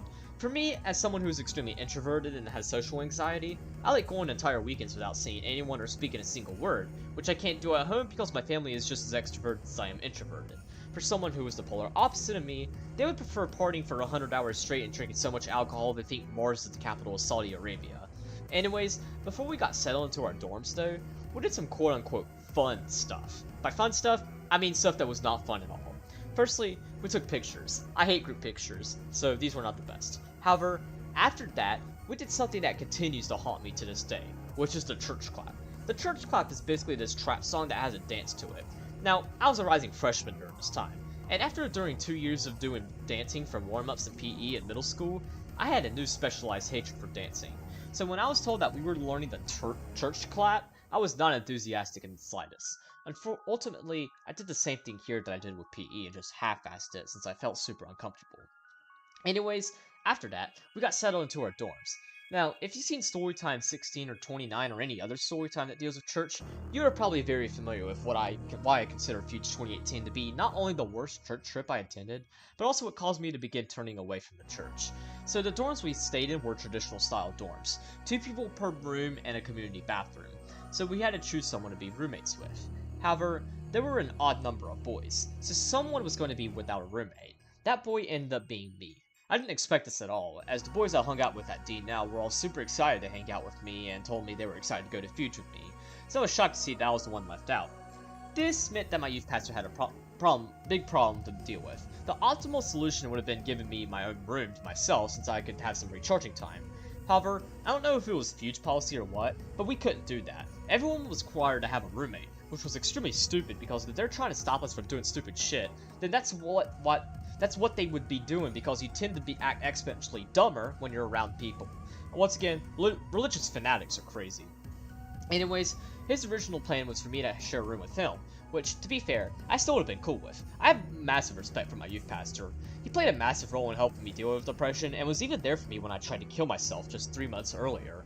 However, I think a Fuge representative told him that he wasn't allowed to do that. So the next best solution was to have me share a room with 2 other boys, creating a group of 3. However, there were 2 huge issues. The first one was that there were only 2 keys per dorm, meaning I would be without a key. This kind of factors into the second issue, and that's the fact that the boys who left me out were far worse than just leaving me out. So I was carrying a mattress with me to the dorm, and one of the boys spotted me and questioned what I was doing. That's when the rest of his friends came over and started laughing and making fun of me, talking about how dumb I was for not finding anyone in it to room with and how nobody likes me. This is what resulted in me completely ending my friendship with them. It's unfortunate, because many of these boys shared my second block back in 8th grade with me after I got my classes switched. Every day, they made sure I was doing okay and made sure I was alright, since they were so worried about me after what happened in March. But literally 3 months later, they decided they no longer liked me. What a bunch of asshole motherfucking pieces of shit. Unfortunately, they would do this for the rest of the week, which I'll explain how when I get to Monday. But honestly, I can't put the blame entirely on these boys. I also need to give a considerable amount of blame to the church. If there was an even number of boys, this would have never happened. Somebody should have looked at the roster account and saw there were an odd number of boys and thought, "Oh shit, someone's gonna be left out. We need to do something to either make sure this doesn't happen or have a plan when it does happen." But my church was completely oblivious to this, so that's why this bullshit happened. However, I also predict that there was a girl who had the same experience as me. Maybe not to my severity, but if they had an even number of participants, this means there was a girl left out too, since an odd number plus another odd number equals an even number. But if there was an odd number of participants, that means my church must have done absolutely no planning whatsoever, because they were just asking for stuff like this to happen. But to be fair, I can't exactly say this situation was completely horrible. Sure, while it did ultimately ruin my experience with Fuge and my entire time at church, it did allow me to make a new friend. So one of the boys I shared the room with was okay. He didn't talk to me, I didn't talk to him, we were cool, which already made him much better than the vast majority of boys. However, the other boy felt super sorry for me, A lot of that was because he knew I was good friends with his sister, who was the girl I sat with on our way to Nashville. So we basically made it his mission to be friends with me and make me feel better, which he did. He would hang around with me a lot in order to prevent the boys from making fun of me, and he was overall an amazing friend. Very unfortunately, I would only get to be friends with him for 2.5 years, as he died in November of 2020, which I'll touch on later in the story time. Anyways, now that the really dark as well as the somewhat disturbing parts of this event are over, let's move on. So once we got settled, we got to eat dinner, which we of course ate in the cafeteria, and then we went to what they called the opening celebration, or as I'll call it, the opening big ass session. Here, they sang some songs and welcomed us to Fuge and told us we were going to have an amazing week. I had a difficult time holding in laughter from this comment after what had happened that afternoon, but I still kept my calm and went along with the program.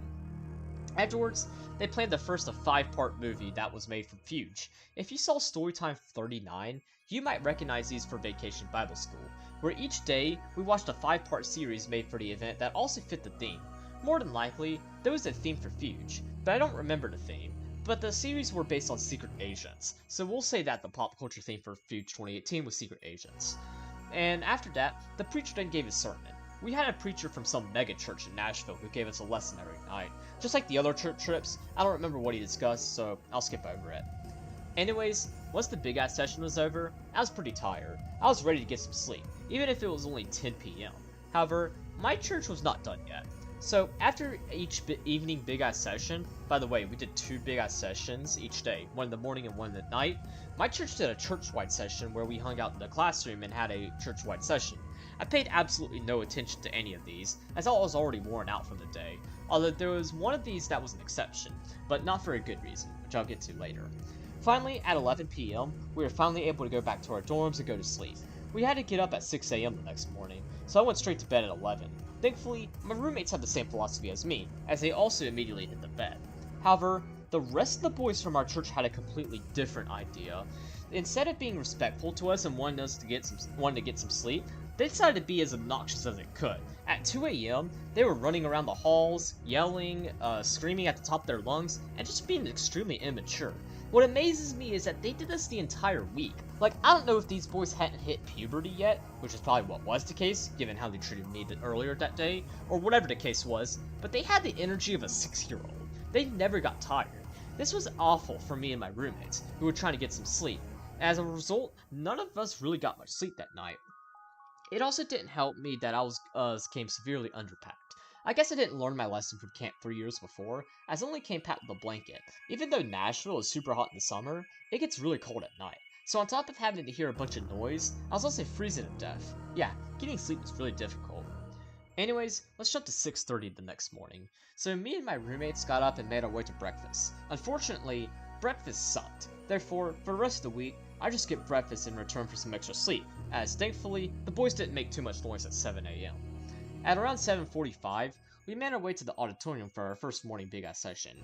Now, during morning Big Ass sessions, the preacher did not really give a lesson. He just gave us a short devotion. After all, I think they understood that most of us were pretty tired, since sleep was almost non-existent at Fuge. After the Big Ass session, we then made our way to the tracks. So tracks were the groups we hung out with to do missions with. These could include things like painting, construction yard work, PCY, setting up vacation Bible schools at local churches, evangelism, and other stuff. Now, if you know me, you know that I hate manual labor and passion. That's why I tutor accounting, calculus, and statistics and not roofing homes, because I hate physical labor. So what track did I choose then? Well, I chose to work with children. So Fuge owned this summer camp where parents could drop their kids off for free. Many of these kids come from broken homes, and this was like a last resort for the parents. So our job was to play with the kids and basically be role models for them. It was really fun. But even better than that, the group I was with consisted of some of the nicest, most amazing people I've ever met. Now, our tracks could consist of people not in our church, which in my case, me and my youth pastor were the only people from my church in this track. However, there's an issue with that I've already mentioned a few times before, and that's the fact that I am not the most outgoing person. In fact, I have pretty severe social anxiety, albeit it wasn't nearly as bad back then as it is today. But I still had social anxiety, so I was really nervous about talking to people and making friends. To be fair, I've actually never made a single friend by reaching out to them. Even every friendship I've been in involved the other person going up and talking to me, so I was super scared. Thankfully, someone did come up and talk to me. His name was Jason. Jason was from Jackson, Mississippi, although he was a lot similar to me, being roughly my age and being someone who was shy and didn't talk much. He managed to come up with the strength and strike up a conversation with me, and we went from there. But then there's also another person who joined us. I forgot his name, but I'll refer to him as Austin since he was from Austin, Texas. Anyways, Austin was much older than me and Jason, as I believe he was a rising senior. However, me and Austin pretty much hit it when he asked me if I played Clash Royale. Of course, being super big on it back in the day, I was more than enthusiastic to tell him that I did, and that's how our friendship was set in stone. Austin was a little better than me, as he was level 10 in Electro Valley while I was only level 9 in Frozen Peak, which, by the way, back in 2018, the vast majority of the player base didn't even have 3,000 trophies. This was also before seasons were added and back when the old level system was in place, so that should give you an idea of how long ago this was. Anyways, we also had our track leader. Our track leader was a rising senior at, I guess, Belmont or some other Christian university. Basically, this is his summer job. Anyways, every morning, we hung out in the classroom, where our track leader gave us a lesson. Me, Jason, nor Austin paid attention to these. Me and Austin played double battles the whole time while Jason watched us. But afterwards, our track leader made an announcement that immediately gave me PTSD from D-Now 2 months earlier. We were going to come up with a chant for Mega Relay. So, Mega at Fuge worked the same way it did at D-Now, where this time, each track competed against each other in order to win the Fuge Cup. Mega took place that Friday, which I'll get to when we get there. However, we still needed to come up with a chant, similar to the one my group made at D-Now, but my track ended up coming up with an even cringier one. Now, if you are a man of culture, you probably know that Shrek is love and that Shrek is life. What song is associated with Shrek? All Star by Smash Mouth. So our group leader came up with a chant in the tune of the chorus of All Star. I can't remember exactly how it went, but I think it went something like, "What's up, Mega Relay, get your game on, hey, hey." And then the end of the chant went, "Fuge Cups sure looks nice. I'm sorry everybody, this one's ours." Super cringy, but I'll discuss it more once we get to Mega. For now, let's talk about tracks. So we headed out around 10:30. Now, this particular summer camp we went to was actually not the one owned by Fuge. I think that the one they were holding a field trip or something like that, so we went to another one, this one being owned by a fitness center in a really impoverished area in Nashville. Anyways, we split up in halves. Half of the track worked with the older kids while the other half worked with the younger kids.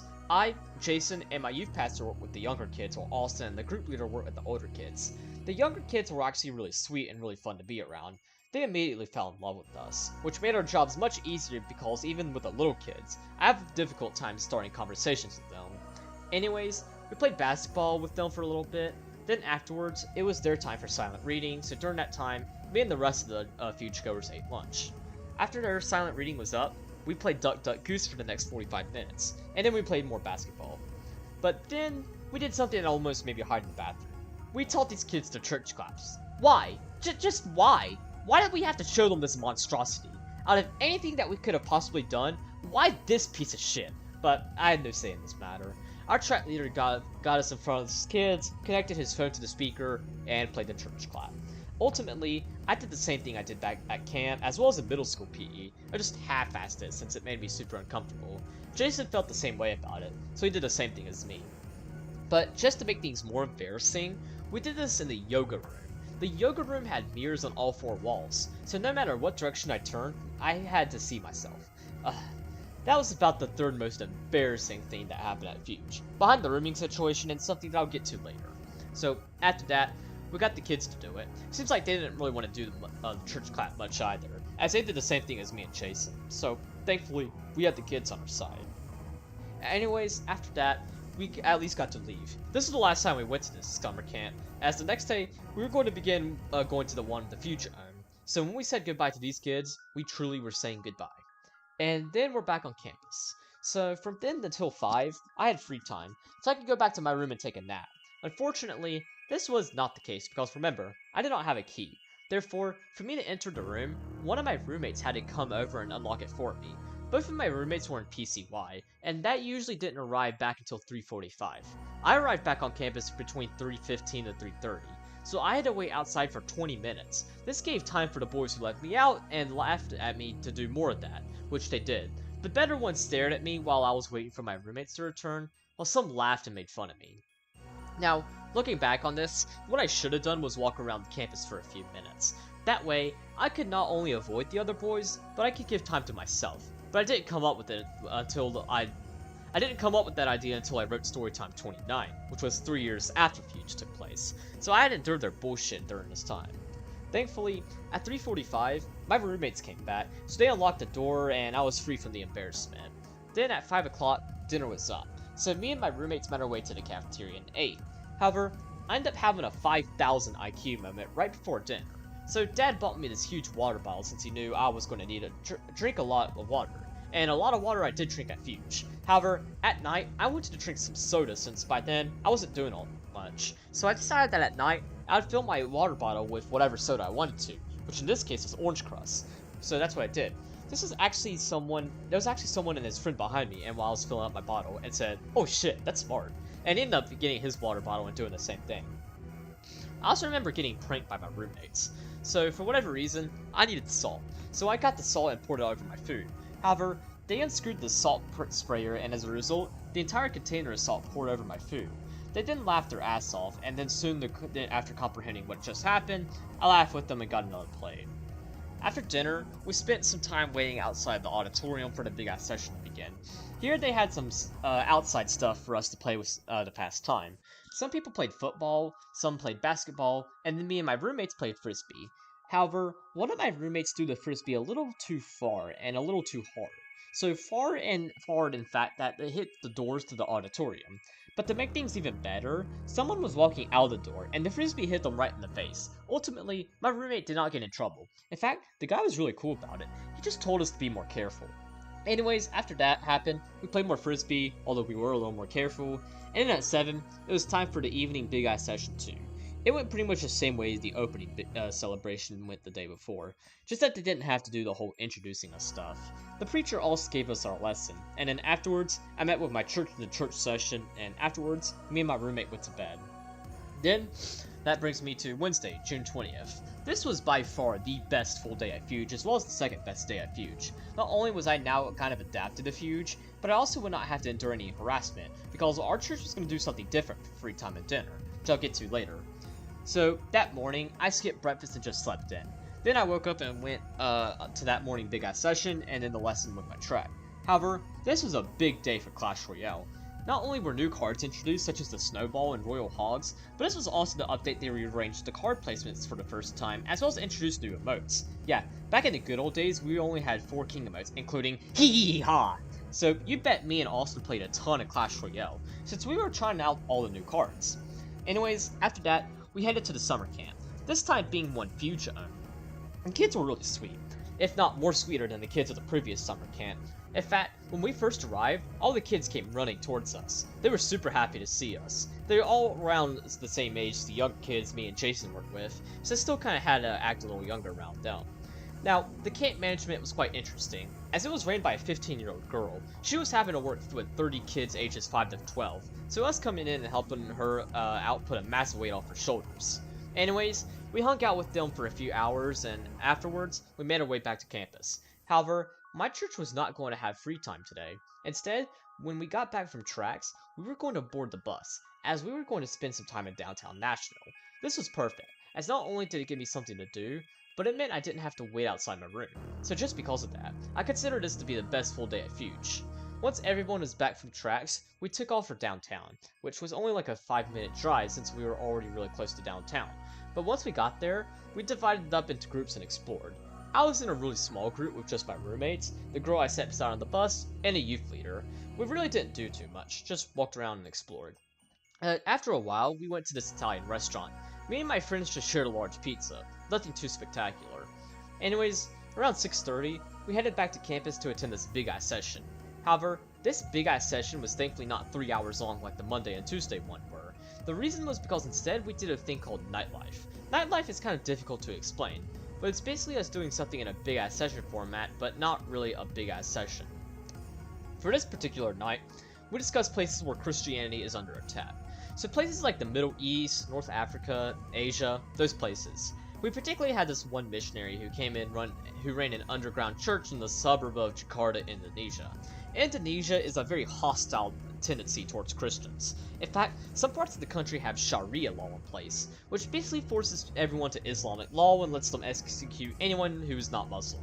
So if this man was caught running his underground church, he would receive the death penalty without a fair trial, which I gotta say, that is extremely brave. Here I've been talking about how anxious I get around people, and this man risks his life every day just to tell people about the gospel. It's definitely an eye-opener, as it kind of shows you how better we are here in the States compared to the rest of the world.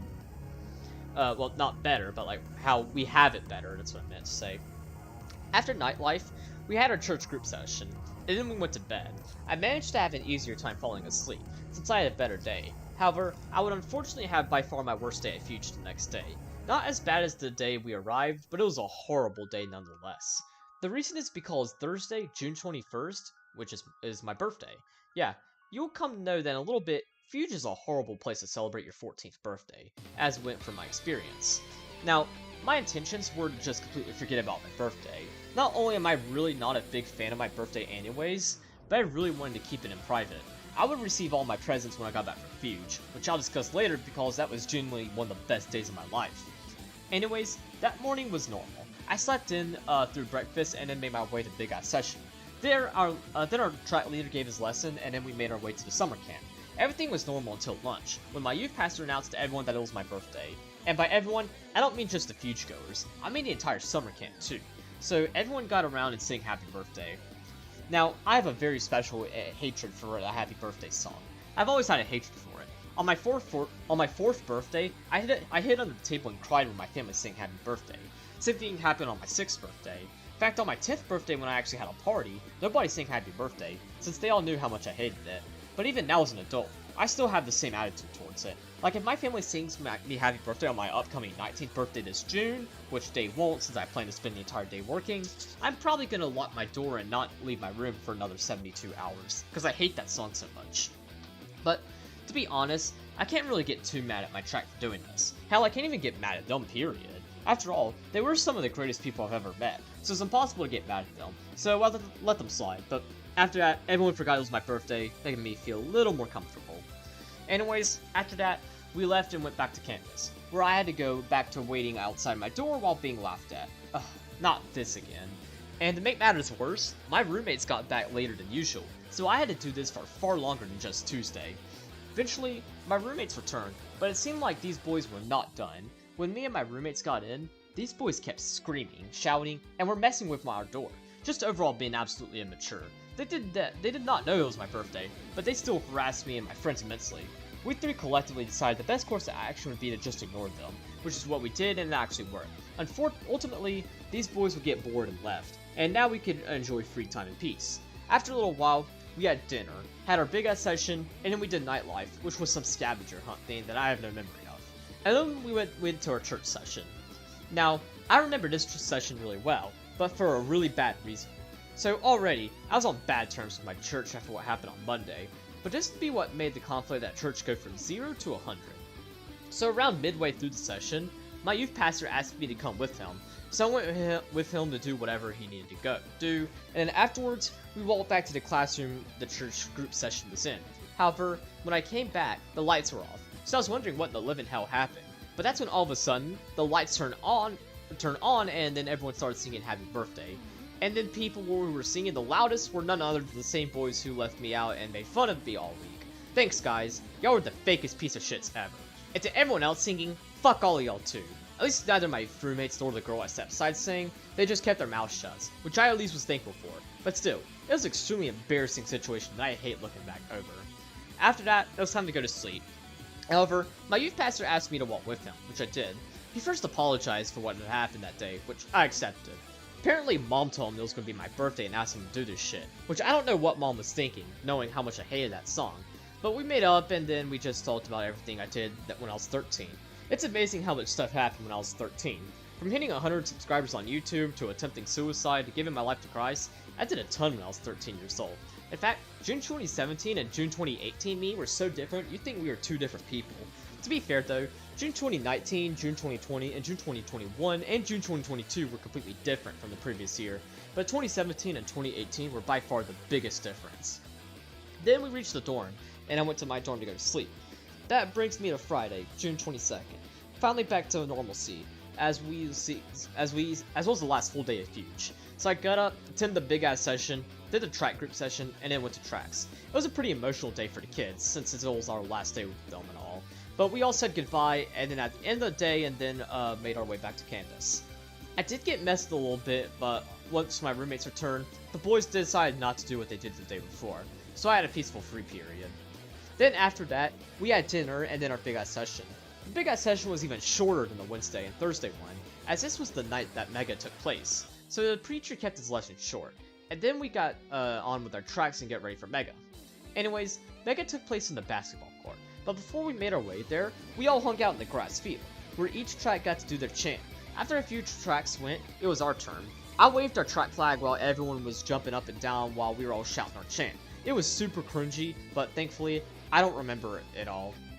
Anyways, after that, it was time for Mega itself, so we all made our way to the stadium. Now, when I wrote Storytime 29, I used probably the best comparison I think I've ever made on any Storytime I've ever written, so I'll use it again here. I stated that it was similar to walking, I stated that walking to the stadium felt like gym challenges in Pokemon Sword and Shield. Basically, in these games, the gyms were built like stadiums, and there's a huge crowd of people watching you and take on the gym leader. The cutscene before you battle with the gym leader shows you walking into the field, which is exactly how this felt, just that instead of trying to win a gym badge, we were here attempting to win the Fuge Cup. Now, unfortunately, as epic as the entrance was to Mega, I don't remember much of what happened at Mega. I do recall that both me and Austin lost a shoe at one point, but that's about the extent of what I remember for Mega. I do know that we didn't win, which while sucked, it was okay, as we still all had a blast. But after that, it was time to go to sleep. Most people were still super hyper about after Mega, so for me, I was quite tired. But I was super excited about the next day, and I had all the right to be excited, as next day, being Saturday, June 23rd, 2018, would not only be the best day of Fuge, but also one of the best days of my life, as well as the day my mind immediately turns to whenever I think about Post-Depression Period Part 1. So that morning, I woke up, but interestingly enough, I actually did get breakfast, although I didn't eat much. I just refilled my water bottle with soda and to have on the ride home. After that, we did our last big ass session of the trip. This was the closing celebration. Everyone was all bummed out about the trip being over and that they were going home, but I was more than excited. Finally, I could have time to myself. Finally, I could sleep comfortably. Finally, I could do what I want. And finally, I don't have to wait outside my door every day, so I was happy. And that's exactly what happened. After the big ass session, we packed up the bus and then we headed out. We of course did our typical stop halfway there, and then at 6 o'clock, we arrived back at church. My parents and sister were waiting for me, so when I arrived, they helped me get my stuff and we headed back home. Even though I had a bad experience at Fuge, I still told them I had a good time. And to be honest, that's somewhat true. There were some parts about Fuge that I really liked. College life was probably the main one, but overall, it was still pretty bad because of Fuge itself and the rules, but really because of my church. Oh, sorry. But we'll talk about the bad stuff later, because this is June 23rd, 2018. This is one of, if not the best days of my life. So let's talk about getting home. When I arrived home, I noticed a multitude of presents on my bed. Many cards from family members with cash, but also an iTunes gift card, a set of headphones, some clothes, some freshly baked cookies from my grandmother, and a bag of Doritos. So I was set. Anyways, after getting settled, we had a family dinner, which was grilled hot dogs and hamburgers. We ate by the pool since although it was 8:30, it was still light outside. In fact, the sun didn't set until 10 that night, so we had plenty of time to hang out outside. During our family discussion, we basically talked about my goals for the upcoming school year. So about a month before I went to Fuge, I got accepted at an early college, which is a private high school where I could get both a high school diploma and an associate's degree when I graduate high school. I was more than thrilled to get accepted here. Looking back on it now that it's been over a year since I graduated, it truly was an amazing experience and I'm so glad I got to have. But we didn't discuss long-term goals here, we only discussed freshman year goals. My parents promised me that they would buy me a Switch if I met the grade requirements, which normally this meant all A's. However, because I was taking college courses when I was only 14 years old, they levied it down a little bit. Sure enough, I didn't meet the grade requirements, and I got a Switch roughly a week after finishing up 9th grade, which actually would go on to make 2019 the best year of my life. Anyways, even though dinner was over, I was still eating, so I just brought my stuff to the kitchen and got my iTunes card out. With it, I bought the newly released BTD6 and holy shit was my experience playing it for the first time just magical. So many new things I dreamed of during the BTD5 days were added in BTD6, so it was just a dream come true. I ended up staying up to like 3 AM playing BTD6. In fact, the following week, I pretty much spent the whole time in my room playing BTD6, and man did it feel so good. So yeah, that was my experience at Fuge 2018. but looking over what happened with me being left out and to some extent being bullied, why did that happen to me? Well, I don't know for sure, but I do have two reasons for why that happened, and basically what happened. Reason one has to do with early college. So while I was really happy about getting accepted here, the boys at church were less than thrilled. I don't know if they applied but got rejected or if they just hated the fact that I was leaving them, but they were not very happy to hear where I was going. I personally think this is the most reasonable explanation. Reason 2, however, actually deals with the bullies from 8th grade. So even though these bullies bullied me until I almost killed myself, they still retained their popularity, and many of the boys at church were good friends with them. At the time, I didn't think that it was a big deal, but looking back on it, I think this was a major red flag. If a friend of mine pressured another friend of mine into suicide, I would immediately cut ties with the friend who pressured that friend. But to be fair, I'm much more different than other people, so I probably shouldn't hold that too much. But I bring this up because what might have happened is that the bullies told rumors about me and they convinced them to do what they did, which I could see that happening, so that might have been the case too. But anyways, I actually tried to retain my friendship with everyone throughout 9th grade. I thought that even though they treated me bad as they did at Fuge, I thought we could still be friends. But unfortunately, I would be met with no success, and as a result, I began isolating myself from everyone at church in the summer of 2019. Ironically enough, some of the boys who harassed me at Fuge actually tried to come up and talk to me in late 2019, but I was much smarter than to fall for their bullshit again, so never spoke a word to them. But I'm kind of getting ahead of myself. Let's backtrack a little bit to when I was still trying to revive my friendship with everyone. One way I tried to do this was by attending Winter Retreat 2019. Now, you might think that this were practically the same as Winter Retreat 2018, but you'd be wrong. Starting this year, my church decided to do something completely different for Winter Retreat. Instead of making it a full church trip where we attended 4 big-ass sessions, they instead decided to make it high school exclusive, so just grades 9 through 12. Considering my goal of this trip was to revive my friendships with the boys my grade, this actually was a great decision on the church's part. Unfortunately, as we'll see later, that kind of fucked up the whole trip. Additionally, instead of staying at a hotel and going to a big-ass session, the church rented this massive vacation home by the side of a mountain in Pigeon Forge. So, although we were still going to Tennessee, we just spent most of our time here instead of driving around everywhere, which is completely fine because, as I'll get to in a bit, this thing had literally everything and anything that you could ever need or want. Now, like Winter Retreat 2018, this did take place during Martin Luther King Jr. weekend. So in this case, from Saturday, January 19th to Monday, January 21st, 2019, I actually cut off that sentence. I don't know what happened. Anyways, let's jump to it. So that Saturday at roughly 6:30 that morning, Mom woke me up, and at 7, we went over to the church. I guess they also decided to leave earlier as part of the new Winter Retreat, but that was the least of my problems. However, the road trip here would be nowhere near as enjoyable as it was for Fuge or Winter Retreat 2018. Not only was the girl I was friends with not attending, but we took 4 different church vans, 1 van for each grade, so I wouldn't have been able to ride up there with her or even if she attended since she was an 11th grader. So the van I was in consisted of maybe 15 of us 9th graders, which that's actually a lot considering I think there's now only like 5 people in my grade who still go to church regularly when school isn't in session. Anyways, I sat beside this one guy whom I had never seen before. Nobody invited me to sit with them, which I kind of expected, so I asked this dude if anyone was sitting there, which he said nobody was, so I sat there.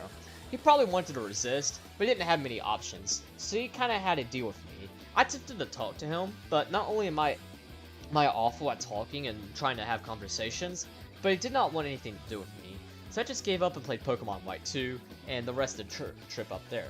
Anyways, we still did our halfway stop in Asheville. We went to the mall and got Chick-fil-A, and then we got to tour around the mall. Nobody wanted anything to do with me, so I just walked around the mall by myself. That actually could have gotten me in trouble with the church, since God forbid anybody be by themselves at any point ever. How dare I be introverted, but nobody better than I. After that, we hit the road again and then made it over there. Now, I mentioned earlier that this thing was massive, but the thing was far more massive in person. Like, it was just huge. It had a shit ton of bedrooms, 2 living rooms, 2 kitchens, 2 theaters, a game room, a pool, 4 hot tubs, a gym, and just so much more. This thing was huge. It was so huge it could take a really long time to get everywhere. And it was so huge that they could fit all the girls in the basement, adults on the middle floor, and boys on the top floor. Yeah, this thing was humongous.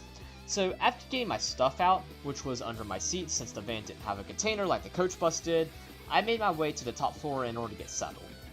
Now, the next thing we did was, once again, the hardest part about any church trip, and that was picking a buddy, or in this case, a bunkmate.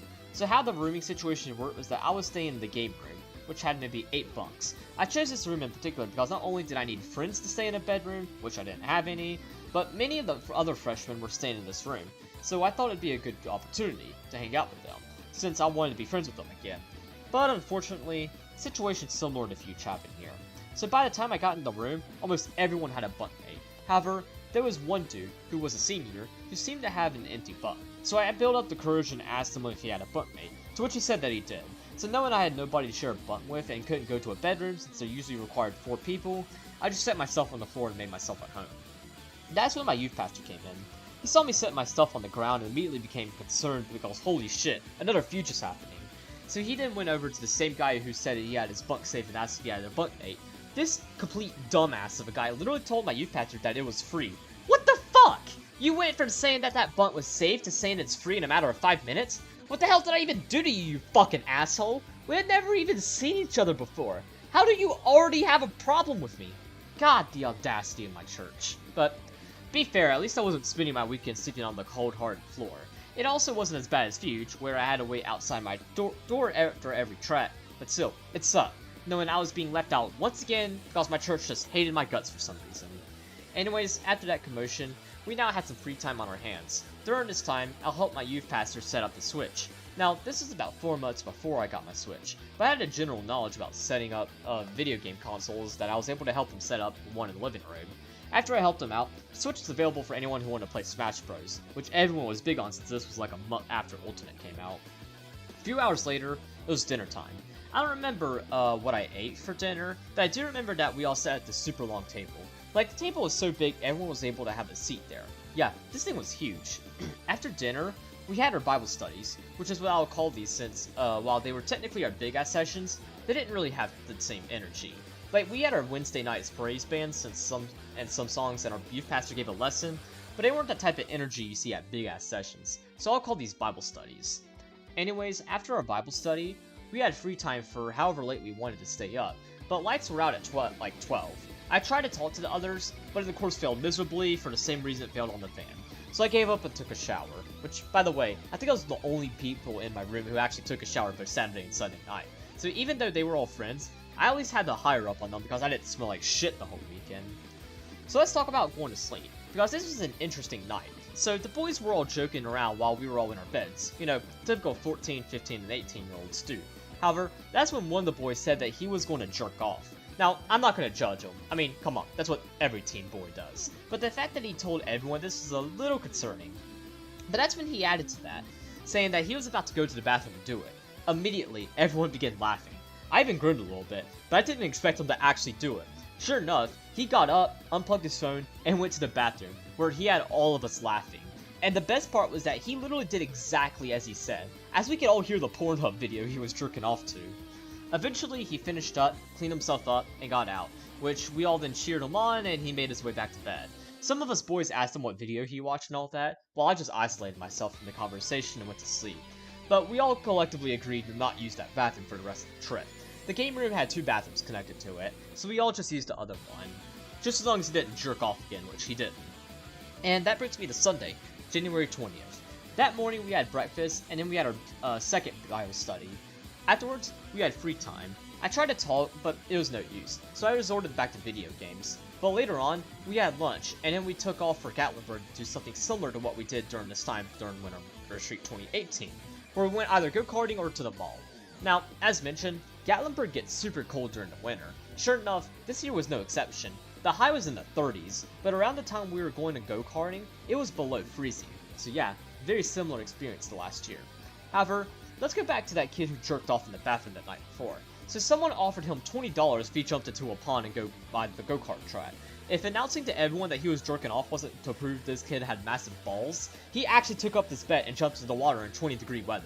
I'm getting cold just thinking about it, but he did it. He didn't get in any trouble since our youth pastor found it super funny, so he got away with it too, and he got $20 from it as well. Anyways, once we were done with that, we went back to the cabin where we had some more free time. By the way, seeing all this free time, I think it's safe to say that Winter Retreat 2019 was probably the least structured of the church trips I went to, which was both good and bad thing. It was good because it gave me time to rest, but it was bad because I didn't have anyone to hang out with. But that night, instead of doing a Bible study, we did something different. So my youth pastor talked to the owner of Winter Retreat Concerts that let us attend a big ass session. So that night, we went to a big ass session similar to the ones at Winter Retreat 2018, where a famous Christian musician played and a preacher gave a sermon. So that's what we did. I forgot who was playing, but I do remember not having really the best experience, mostly because I was tired, but at least after it, we got back to the cabin and I got some rest. That brings me to Monday, January 21st, so we woke up, ate breakfast, and then hit the road. I don't think we were actually stopped anywhere on the way back, so it was a smooth ride back home. And yeah, that wraps up Winter Retreat 2019. Overall, this trip sucked. While not as bad as camp or Fuge, it still sucked. My goal of being friends with the people who did me wrong at Fuge failed, and I got myself involved in another Fuge incident. So after going home, I promised myself that I would never attend another church trip, which I would keep that promise for 2 years. However, I did not want to give up on the boys, so I tried to continue talking to them, but it ended up completely backfiring. From them being more embarrassing to even them sexually harassing me for a month after Winter Retreat. It was a god-awful time. So that May, I decided that I would isolate myself from everyone at church, with the exception of the really cool roommate from Fuge and his sister. I would begin sitting away from everyone, not speaking a single word to anyone, and basically become an antisocial. I've kept this persona even 4 years later when I go home from college. This went on throughout the rest of 2019 and in 2020. When COVID hit, it made it easier than than ever to not associate with anyone at church since, well, I didn't go to church during this time. In fact, it wouldn't be until January 2021 when I began going to church again. However, that takes us to November of 2020, which was one of the worst months of my life. The reason is because on Friday, November 13th, I learned that my super cool roommate from Fuge committed suicide 2 days prior, which also happened to be only a week before his 16th birthday. His sister stopped going to church since she was working like 80 hours a week, so that meant that whenever I returned to church, I would be without anyone. Now, as you can expect, his death was detrimental for me, particularly how he died. This is over 2.5 years after I tried to take my own life. As I said numerous times throughout Storytime, it was genuinely the worst time of my life. January to March of 2018 would be where I lived some of my worst days, so knowing that my friend was going through what he was going through was awful. And then to hear that he died was, wow, it was the worst. Hearing anyone you're close with died is awful, but hearing that they killed themselves is the worst thing ever. And the worst part is that his pain didn't go away. It transferred to his parents, sister, and me. I ended up going through an awful time mentally from his death to April of 2021. However, I learned something very crucial when I struggled with depression back in 2017 and 2018, and that's to distract myself. In this case, I distracted myself by doing 2 things. First one was a little silly, and that's Geometry Dash. My friend was the person who got me into Geometry Dash and encouraged me to beat harder levels. At the time of his death, I only beaten like 8 demons, but after his death, I promised that I would become better, and which in fact I did. For Christmas, I got an iPhone XR, allowing me to screen record with a higher quality than my previous phone. So in January of 2021, I beat 10 demons, and in February, I would jump all the way to Jawbreaker, an entry-level hard demon that would not only remain my hardest for the entire 10 months, but would probably be my most influential and greatest achievement for a year and a half. It wouldn't be until I beat Fairy Dust last August that I would consider an achievement of mine to be more influential than Jawbreaker. Although Fairy Dust wasn't a jump from my previous hardest level, which was Sedulous, it was massive because I had been trying to beat it for over a year and a half, and it was my 100th demon, as well as because my reaction was absolutely amazing. Since then, I've not been very active with Geometry Dash though, but I think it's okay, as I think I've done everything enough to satisfy him. But another way I cope with my loss is that I was far more active in Geometry Dash than writing. Now, I've been writing since I was 12 years old, but I kinda tilted away from it earlier in 2020. But his death brought me back to writing, so I thought that it would be look back over my own life and share stories on YouTube, which I named the series Storytime. Storytime would go on to transform not only my YouTube channel, but my writing. My writing style at the beginning of 2021 compared to the end of 2021 are almost incomparable, as they are just so different. And then at the end of 2022, when I finished my book, my writing had just gotten so much better. So although I'd do anything for my friend to still be alive, at least I was able to grow from his death. Now, I bring all this up because after his death, I actually became a little more open to socializing at church. I still didn't do it, and for the most part, still kind of isolated myself, but I was open to a conversation not immediately putting down.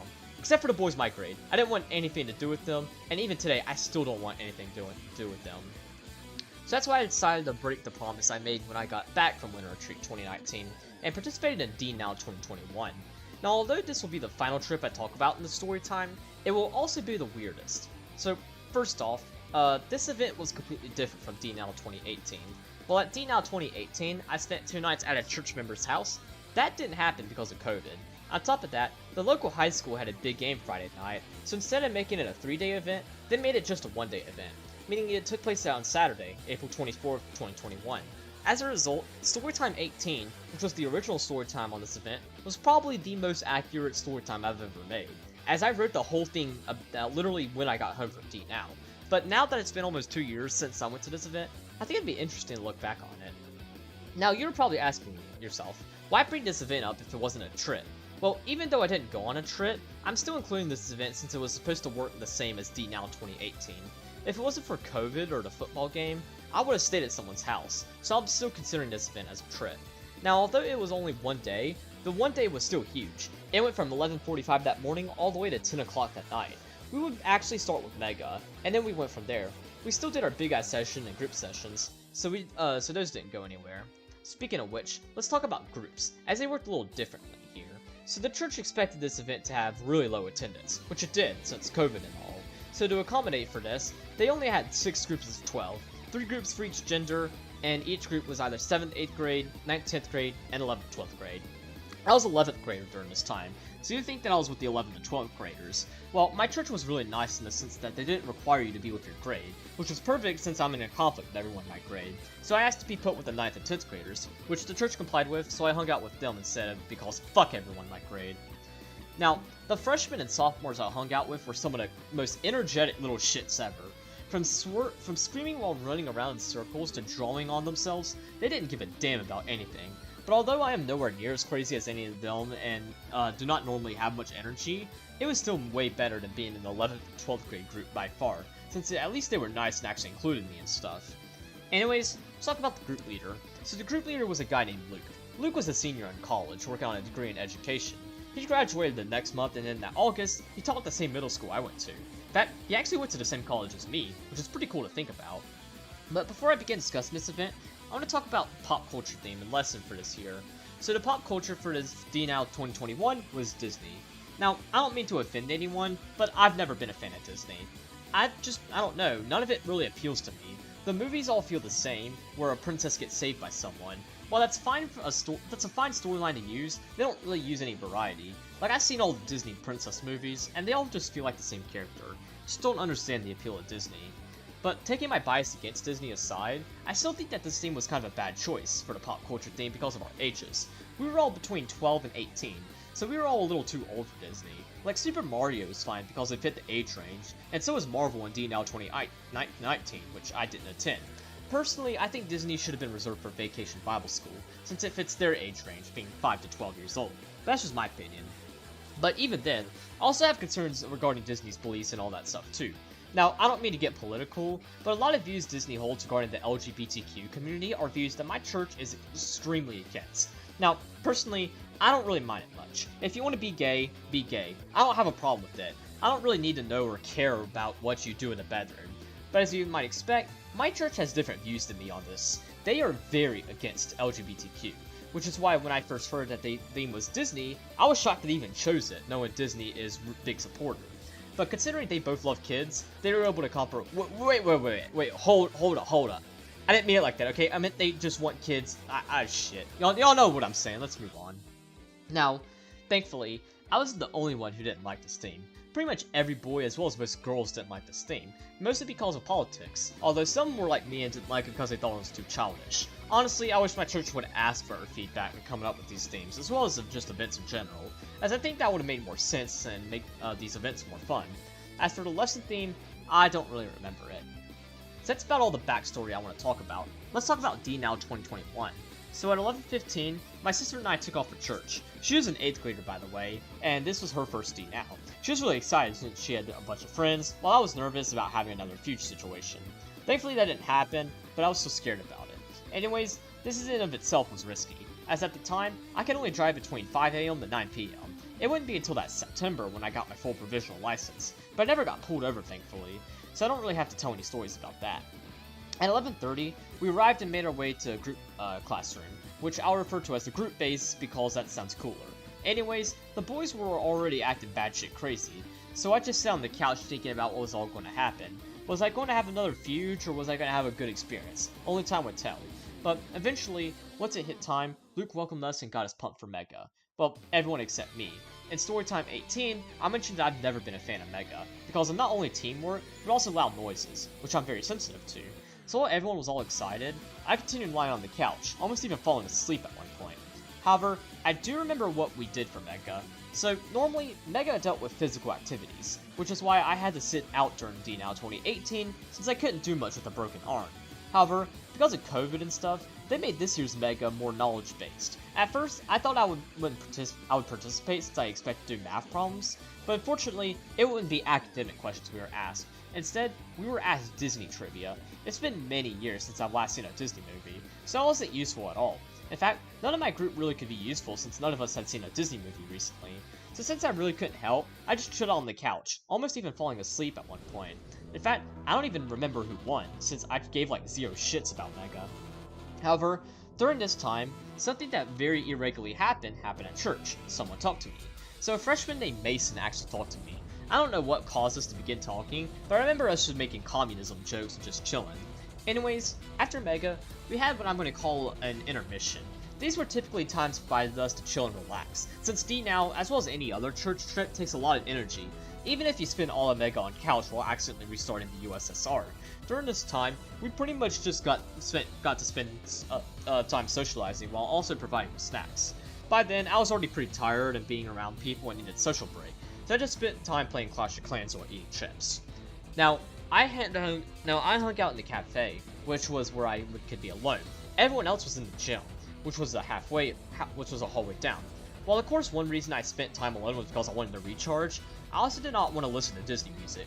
So in the gym, they were playing a bunch of Disney songs. I've already stated that I'm a metalhead, although like many other metalheads, I also really like punk rock and J-pop, or aka anime openings. So as you could tell, also knowing that I'm also not a fan of Disney in general, I fucking hate Disney music. So hanging out in the cafe was a pretty good deal, since I have to hear any of that shit. However, once I finished recharging, I made my way to the gym just to be with everyone, since although I was used to isolating myself, I didn't want to isolate myself too much since this was a church trip and not a normal Sunday or Wednesday. This is a great decision, as the next thing that happened was probably the dumbest but yet funniest thing I think I've ever seen happen at a church event. So they were playing Let It Go from Frozen, and 2 sophomores from my group asked if they could sing in front of everyone. So they both were handed mics, and I kid you not, they actually tried to sing Let It Go in front of everyone. You could tell they were dying inside, as they were stumping up a lot of the words and were laughing. But that's okay, as we were all laughing our asses off too. I mean, why wouldn't we? We got 2 sophomores over here making complete fools of themselves. Of course that's hilarious. I didn't got it on video, but I still have it to this day. Anyways, I would get the chance to talk to the 2 sophomores, who were both really cool. They laughed about the whole thing, and yeah, that was that. To be honest, before this happened, I wasn't too thrilled about being at DNow, but I was nervous. But after this, I was pumped up for the rest of the trip and was excited all around. But anyways, after all that, it was time for Big Ass Session 1. Now, we did 2 Big Ass Sessions at DNow 2021. That was the first one, and the second one would be later that night. So one particularly wasn't too special. We had a band play some songs and then a speaker gave a lesson. But we weren't done with lessons yet. As the first Big Ass Session, we had a group session. It wasn't anything too spectacular, it was just Luke giving us a lesson, and I'm pretty sure it was based on our lesson for Big Ass Session 1. After that, it was dinner time. The menu was Chick-fil-A, so we spent our next hour eating our Jesus sandwiches. I just spent my time with Mason. After dinner, it was time for Big Ass Session 2. Now, if you remember back from DNow 2018, I gave my life to Christ at our final Big Ass Session of the trip. Well, this same thing happened at this Big Ass Session, only this time it was Mason's turn. So Mason basically made the decision during this Big Ass Session, which that's actually super cool. Of course he gave his life to Christ, which is already super cool in itself, but what makes it cooler is that he did it the same fashion as me, just 3 years later. I talked with him after the session, told him how proud I was, and yeah, new friend, super cool stuff. Anyways, a little later, we had a magic show. Now at every DNow event, not including the DNow 2018 for whatever reason, our church hosts this magician who's actually got some really cool tricks up his sleeve. He even broke the #1 rule about magic. He told us his secrets. But I'm not going to review his secrets publicly, you'll have to figure out those on your own. But it was a really cool show. And once the magic show was finished, that wrapped up DNow 2021. Since it was only a one-day event, there wasn't too much to talk about. After the show, my sister and I made our way home. once we got home, I began working on the Storytime for DNOW 2021, which was Storytime 18, which I of course recorded a week later. DNOW 2021 would ultimately be the final church trip I attended. I considered going to Fuge that year again, but remembering what happened back in 2018, I was just too scared that I would get myself left out and harassed again. Then in January 2022, I moved into college, so that meant no more church trips. And yeah, that's every church trip I've attended, meaning this is the end of the story time. For my next story time, which I'm probably not going to release until sometime in April, I'm going to talk about how I wrote my book, which by the way, I'm publishing in 2 weeks. But yeah, so